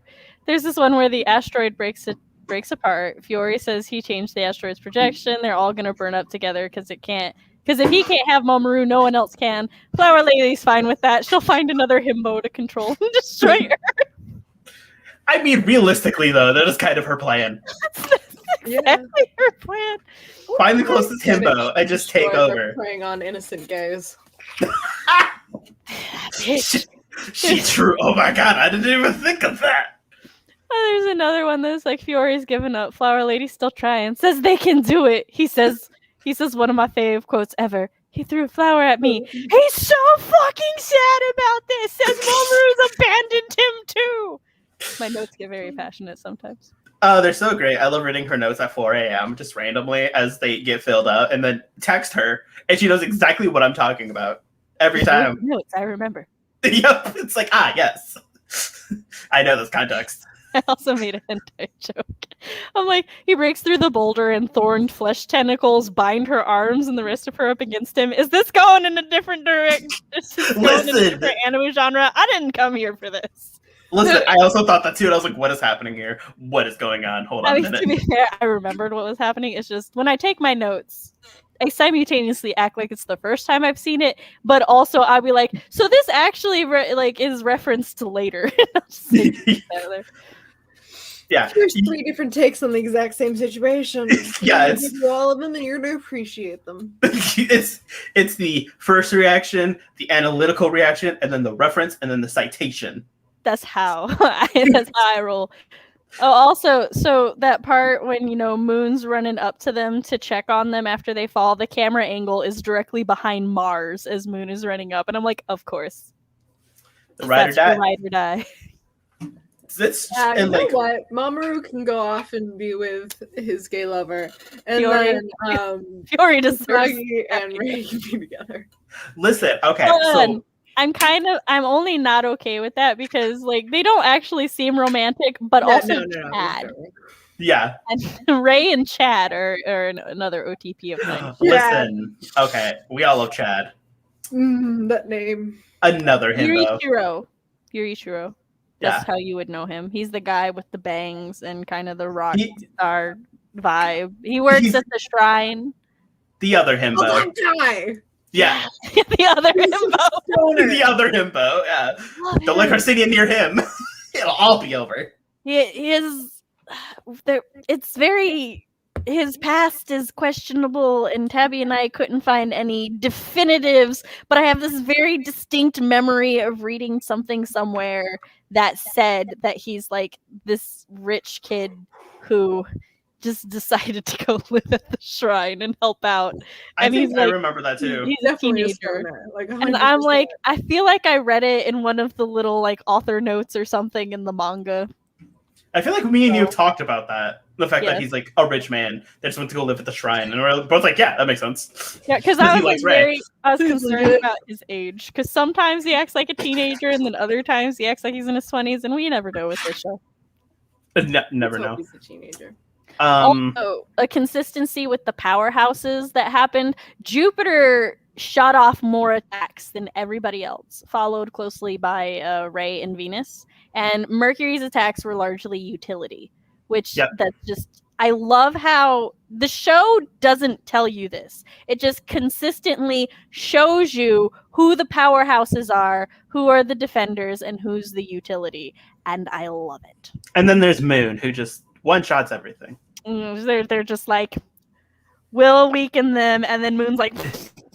Did her tiara attack ever come back? Yes, in this movie. She actually used it in this movie. Yeah, in this movie, it comes back, and I was like, it came back! Because, like, all of the scouts are, like, anytime there's vines or anything, they will be broken by normally Venus's chain, beam, or Moon's tiara. Yep. And in this movie, like, all of their old attacks come back. Every single one. Yes, they used... No, bubble spray wasn't used. Oh, yeah, bubble spray is the only one that wasn't used. That's the only one I can think of. Because I thought Crescent Beam wasn't going to come back, and then it did. And I was like, oh, Crescent Beam. Oh, I love how she directs it, too, because she's like, Crescent Beam, and then she's like... Yeah, listen, this one scene where it's just like... They free-formed more of their attacks in this movie, which is something I wish that they just did more often. So, like, you know, the Crescent Beam, you actively see her using it and, like, directing it and stuff. And there's a part where the camera comes back to the fight scene, and you just see Jupiter just chucking her lightning baseball. Yeah, her lightning baseball. That's what it is. She, like, winds up and everything. Listen, I cannot wait to get to her. I learned something. About each character's attack styles is all of Ray's are based off animals. Well, for the most part, there's only like really one. Ami's are based off of illusions. Jupiter's is based off of wind pressure because she has sparkly white pressure, and then she has coconut hurricane. Names. Yes, the names. Don't try to find logic with the names, because sometimes... Okay, we already had this conversation, but I'm still trying real hard. You think there's a theme, but here, what about Oak Revolution? It's about a tree. But that's not wind pressure. Listen, I tried.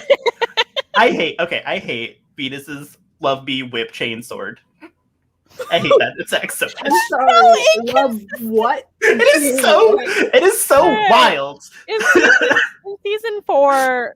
The sword from season 1 in Crystal comes back, which is not a sword in the 90s anime, so don't worry about it yet. But like the sword comes back, and then every now and then Venus use it in conjunction with her whip. Which let me tell you, I'm here for the chain whip sword. Yeah. It's just I need to know the logic between when she uses it and when she doesn't. So her like season 4 attack is she literally kisses into the air, a sword appears, and then she grips it, twists around, two-handing this bitch, throws it, and then it becomes whips. Just her whips. Just more of them. Just destroying everything. And I'm like, I'm confused by this attack. Another, something that I wish Crystal did, and they do it sometimes with Venus, but just like Venus and Jupiter in the manga, I'm sad that the 90s anime doesn't have this either. They both have belts. Venus's is a chain, and that's supposed to be the chain she uses when she attacks. And Jupiter's has this spear with a rose in it, and that's her like Oak Revolution and her Rose Hurricane, I think. Which Oh yeah. hurricane is also not wind pressure. I was gonna say maybe it's all plant based, but then sparkling wide pressure doesn't work. Neither Neither does does Supreme Thunder. I don't think So- there's method to the madness, Cody. There's not, and I'm trying real hard. And I literally texted Sam, these names don't make sense. And then she's like, well, what about these 4 other names that also do not make sense later on? Nothing And I'm makes just like, sense, Cody. God, you're right. Let I me tell tried. you, Tabby went out of her way. It's something that did we discuss it already? I don't know, but it's like Mercury is the guardian of this, Mars is the guardian of that, Jupiter's the guardian of protection, and Tabby's like, wait the fuck a moment, she's the guardian of guardian. She's the guardian of guardians. Moon's the guardian of mystery. Okay. And Venus is the guardian of love. Yes. I And- forgot what Mars and that's. I'll look it up later. Oh, also, I lose it every time. And I'll chastise you. Chastise? Yes. But she doesn't say. She doesn't always say the full thing, and it makes me sad because she's supposed to say, "I'm a pretty sailor soldier in red high heels, and I'll chastise you." And I love I've it. Oh. never heard her say I've never pretty heard her say that sailor one in time. Red high heels. That's the full thing because she's the pretty sailor soldier in red high heels, and I am like, yes. I've never heard her say that one Great. time. Me neither. So, Like, I've not heard that. Oh, a single time. It's like, oh, I But want that. it's the chastise. Like punish makes sense. Chastise, it's like it's child, a we'll do that next time. no chastising, and it's not that. There's a I think it's a religious thing, and Yeah. so chastising is a much deeper punishment than just like mildly like. And she's Yeah. a priestess, so that's I know, supposed to be connected to but that. it just like But yeah, what does Mercury say? Mercury says drown, like something to the scent of douse yourself in water and repent. Yes, that's it. Because I'm like Mercury, I'm not baptized. Damn it.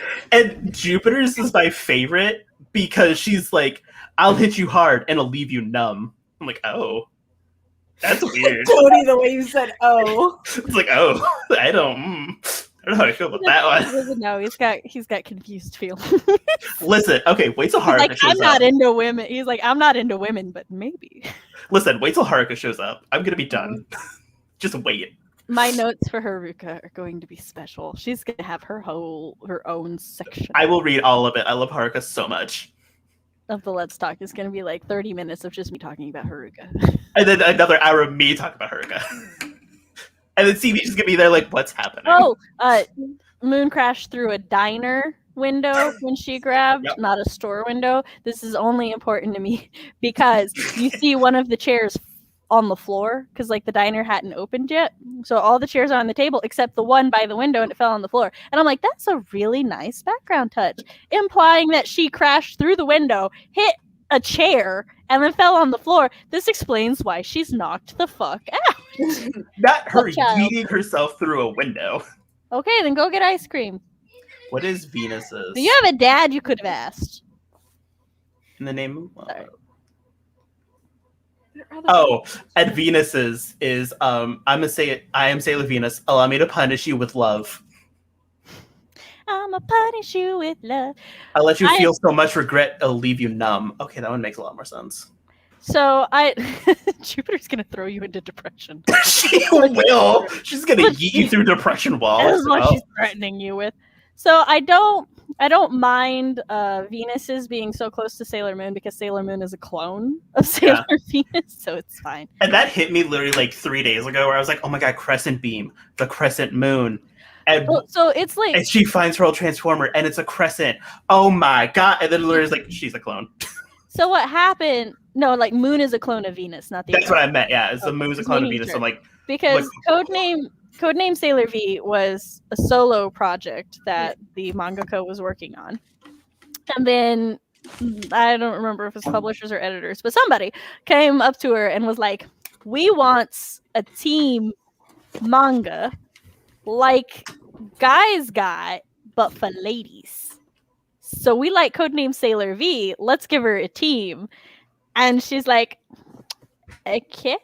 it's And then she basically semi-cloned Sailor Venus, made her Sailor Moon, and then figured out a way to write Venus into Moon. In the manga, Venus actually works like the way that they explain it is that she's she's a decoy. That's the word I want. She's a decoy for the Moon Princess to keep the actual Moon Princess safe. And, you know, they never figure out the Moon Princess is Sailor Moon. Yeah, they do that in like the first part when Venus first gets introduced in Crystal for like a hot minute. Yeah, they're like, oh, so you're the Moon Princess. And she's like, yeah. Yep. Yes, I am. And then Artemis is just there and he's like, uh-huh. Mm-hmm. And Luna's like, yeah, totally. And then later Artemis is like, Luna, I got some questions to make. It's like, I gotta tell you something. She's not the Moon Princess. Moon is the Moon Princess.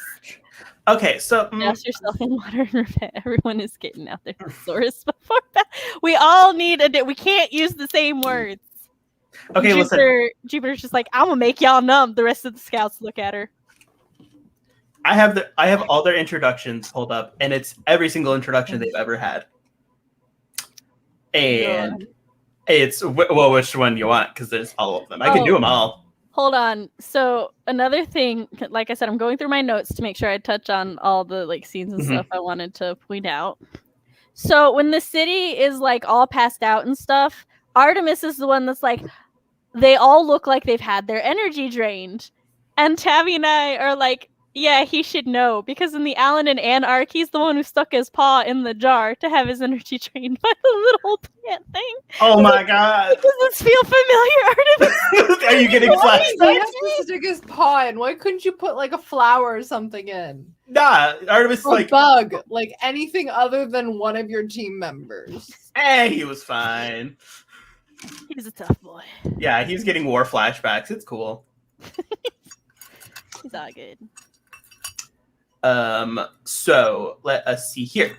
So of course, you know, Sailor Moon. Poor Artemis, because he's probably getting mistreated. He's really good. He's not even probably. It's happening. Oh, also in the like, there's a scene, you know, when Usagi's talking to Mamoru in the bedroom. In the corner of the bedroom, you see this full-length mirror. Later in season 4, that same mirror is used, and I'm like, the consistency. Is it? Oh my god, because I know what season. Same year. Oh my god, okay. So, of course, we all know Sailor Moon is the guardian, you know, in a sailor suit. You know, she's for love and for justice. Pretty sailor guardian in a sailor suit.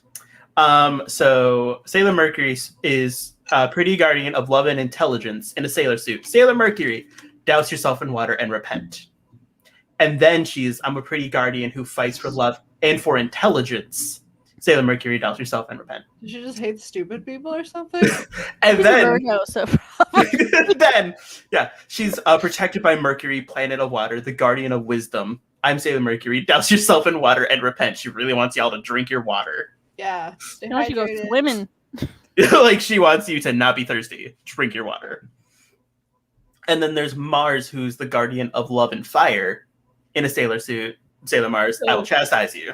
I vented about that scene where he just left her hanging 2 or 3 times in these notes. There's like a part later where I was like, just reading back and you're starting to get triggered again, right? You're just like, he leaves her. And then Sailor Mars is the pretty guardian who fights for fire and for passion. In the name of Mars, I'll chastise you. And then she's protected by Mars, the planet of fire, the guardian of war. I'm Sailor Mars. In the name of Mars, I'll chastise you. That's cool. So then we go on to the pretty Jupiter, who's the pretty guardian of love and courage in a sailor suit. Sailor Jupiter. I'll make you feel so much regret, it'll leave you numb. It's like, you so hard. I love her so much. I'm gonna make you regret everything. Ooh, you're not gonna be able to do anything for the rest of the day. And then she is the pretty guardian who fights for love and courage. I'm Sailor Jupiter. Make you feel so much regret, I'll feel you numb.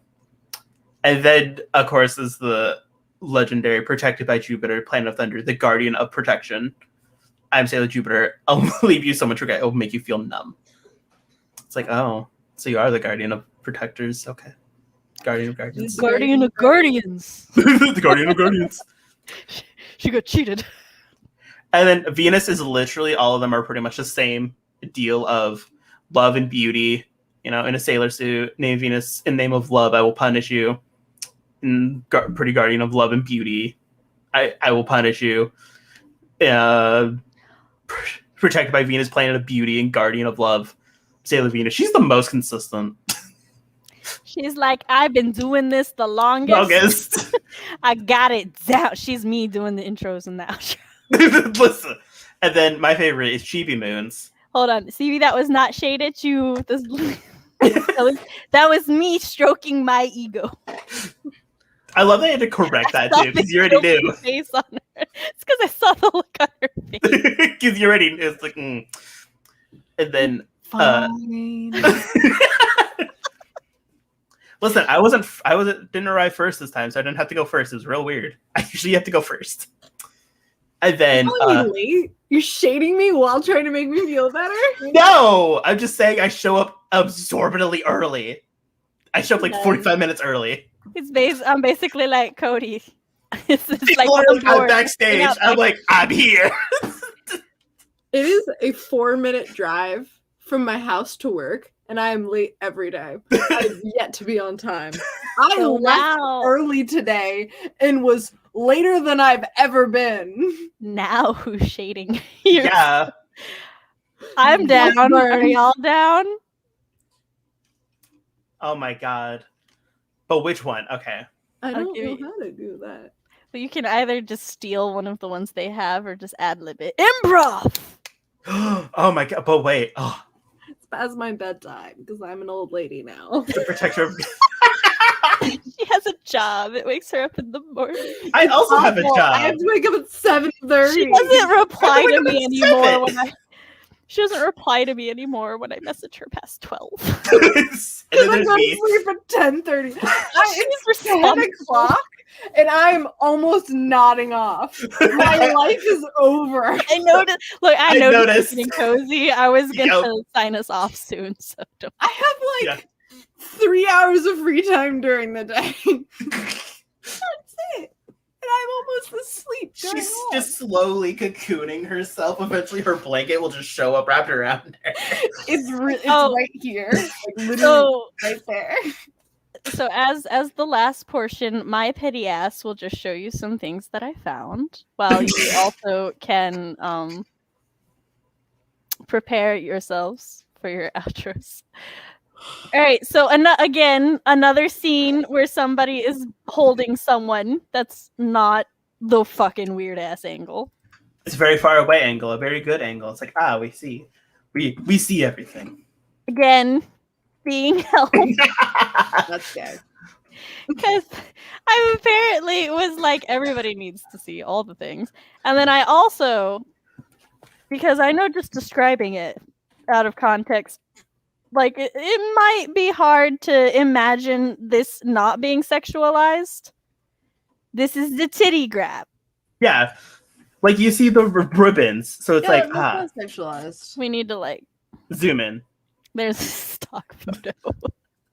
It's fine. They can do that. So, it's the fact that her face is so, unemotional makes it less... Yeah, she's just like... Because at this point... She's either about to show him the memory or her crystal's turning into a flower and he's about to see how pretty it is. I think he's about to see how pretty the flower is. I think he's about to see how pretty the flower is. All right. And then also, because I'm petty. So oh my god, here we go. So this is the cover for the movie. It's the new cover for the movie. I wasn't happy about it. I wasn't angry or anything. I'm not happy about it. Tabby and I were poking fun at it. And then we saw. Oh, wait. This? And I'm like, why is that not my cover? Why is that not? This one is so damn pretty. The composition is nice.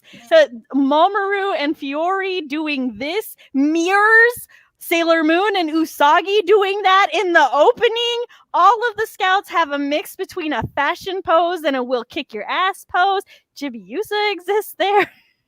Just running. Fine. I mean, I think that's... No, she only ran in one part, but yeah. She should have been holding her fake gun. That would make sense. Anyway. The fake gun makes a reappearance, and I'm so happy about it. Like, yes, fake gun. It's back.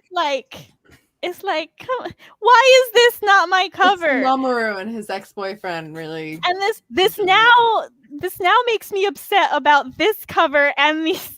Do you see? Hold on, I'm zooming in. We got to. Do you? We can't zoom in that far. Do you see? There's like so weird. There's her leg. I encourage you to Google it. Her legs don't look like they're done in the same art style as the rest of her. No. And I'm so upset now because this one is so pretty. It's so much better because it's like, oh look, and I want it. I want it.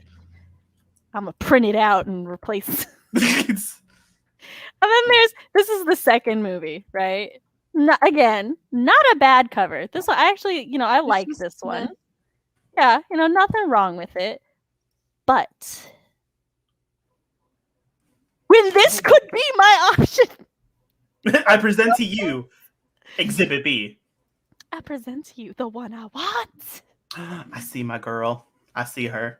Yeah, see your girl's on the cover of this one. There she is. And then there's this one. Again, nothing basic. wrong. It's cute. It's just cute. basic. It's basic. It's like it's fine. It serves. I wouldn't be mad at it. If not. Oh, this is gorgeous beauty right here. Like, oh my god, look at how pretty that is. Yes. Because then you see all the scouts, you see Chibi Moon, you see all the things. Yes, and just like look at the contrast between the evil lady's face in the dark sky and then the world of dreams and the bubbles. It's so pretty and I want it. Mm-hmm. Okay, that was the last thing that I literally, this is all in a column in Milanote and it's called Some Bullshit. I looked at it and I was like, this will get explained at some point, but for right now, I'm real confused. Cody's like, why is Some Bullshit? It's just a bunch. And I saw the Zoisai Kunzai and I'm like, or whoever they are, sorry, I forgot. There was and one then I was literally like, why is this here? We're past season 1. Okay, we're just gonna move on. And the last picture I'm showing today, I'm showing because it is hella adorable. So pretty. Also, like, Tabby was like, is that the Japanese cover? But we looked it up, and the region for the Blu-ray region for North America and Japan's the same one, because Blu-rays only do 3 regions. So I'm like, so no, Japan gets the same cover as we do. Who's getting this cover? Who's getting the best? Okay, I want to know who sees both of them and decides the not better cover. Marketers. But yes, this is the end when they're in the little dreamscape and Fiore is offering Mamoru his life flower to save Sailor Moon. And he's so cute. Look at him. He's a little baba. He's a little baby. Tuxedo Mask's outfit is so bad. It's just a tuxedo suit. It's so random. So here's the thing. Well, it's actually not that random. He's based on a Kamen Rider, which Kamen Riders had masks, and it was a whole genre. So he's actually like a reference to a thing. And it's like Power Rangers, but a different version. Fun but fact like, about compared to everyone else, it looked so very. That's fair. So in that scene where he's in the poster and stuff, Tabby looked at it and she's like, "Why does he have cuffs? He's never had cuffs." And I'm like, "Are you sure?" And she's like, "Hold up." So we spent 10 minutes just looking up, like, he's always had cuffs. It's just sometimes there's just a little awkward bump. And she's like, "I can't believe I've been watching this show for almost 20 years and I just now noticed he has cuffs." That was the greatest thing that happened last night. That's good. Hello, you're catching the tail end, but you can watch it on the revamp?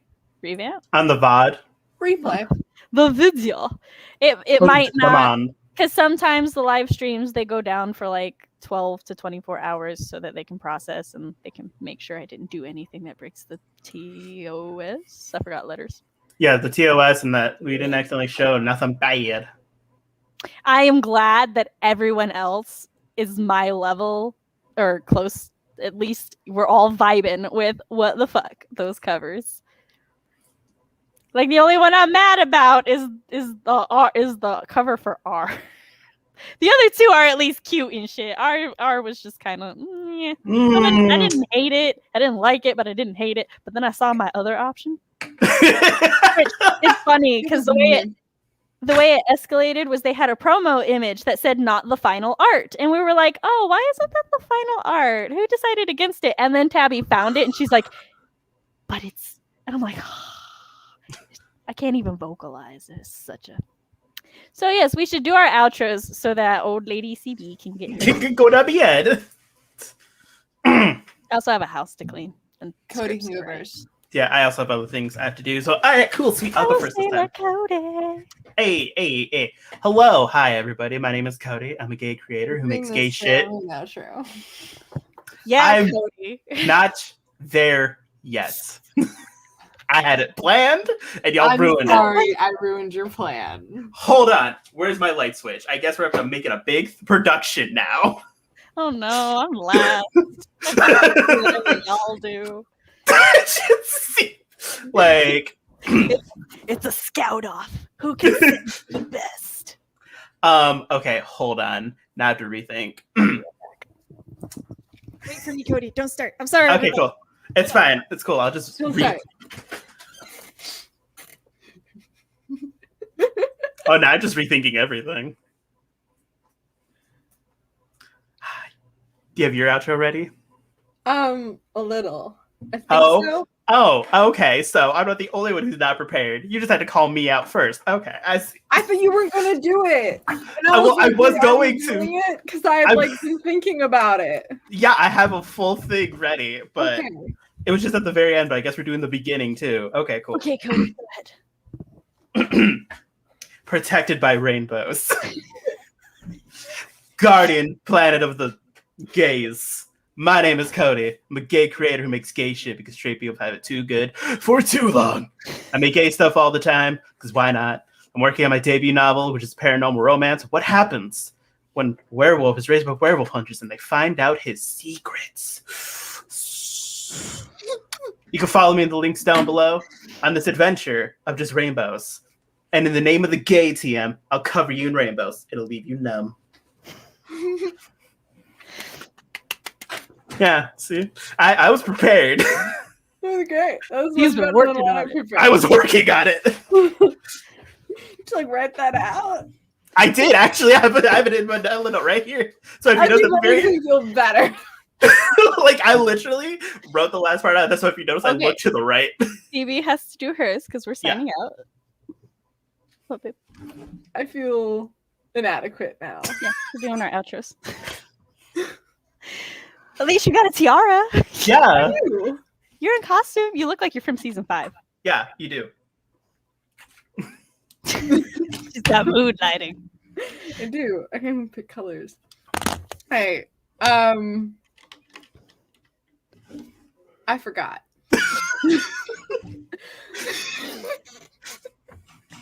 I'm just gonna steal one of theirs, kind of. It's valid. I'm the pretty guardian. CB Friends. Pretty guardian of teens and writing. Oh, right. I'm the guardian of teens and writing. I fight for sleep and good editing. Sleep. Good editing. Education. And in the name of Sam, I'll hang out with you. Oh, that was nice. Yeah, okay. We'll hang out. Let's hang out. When you're not asleep. Yeah. You can find links to all her stuff below. Yeah, that too. I can't figure out how to turn off the lights. So, So they're just going to go for the rest of the stream. It's fine. That one. Yeah. It just wants to do rainbow. How does the format of it go? I forgot that. I had it planned, and then Cody went and he did a different format, which made me lose what I had come up with. Well, it's like I'm the guardian of depends. such and such, and in the name of this, I'll do that, right? It's like protected. Well, there's one that's like protected by the planet of blank. Yeah, that's what threw me off. I am blank. Or guardian of the blank. I am blank. Protected by the guardian stuff's usually reserved for the first time they come in, I think. It's Is what it is. It's Or like big moments. But anyway. Are we ready? yes. I don't know that I'm ready. My brain fog is killing me. All right. Can't do worse than I just did. That's fair. I didn't think you did that bad though. No. Right. Hi, I am Neo Queen Samrenity, and I am protected by writer things, parent things, and writer parent things. Here on my channel, we talk about all those things and host these live streams. You can keep up to all the protecting, chastising, dousing, and numbing in the links down below. If you'd like to support us, we have a Ko-fi Coffee Ko-fi that goes towards Artemis's kibble. And in the name of writers, parents, and streaming, I'll crystallize you. Okay. Thanks, everybody, for joining us. We hope that you had a ton of fun. We did. And we'll see you for the next Sailor Moon Let's Talk in, what's 2 months from now? I think we go over season 3. Yes, we're doing seasons 3 in September. So Awesome. see y'all there. Bye.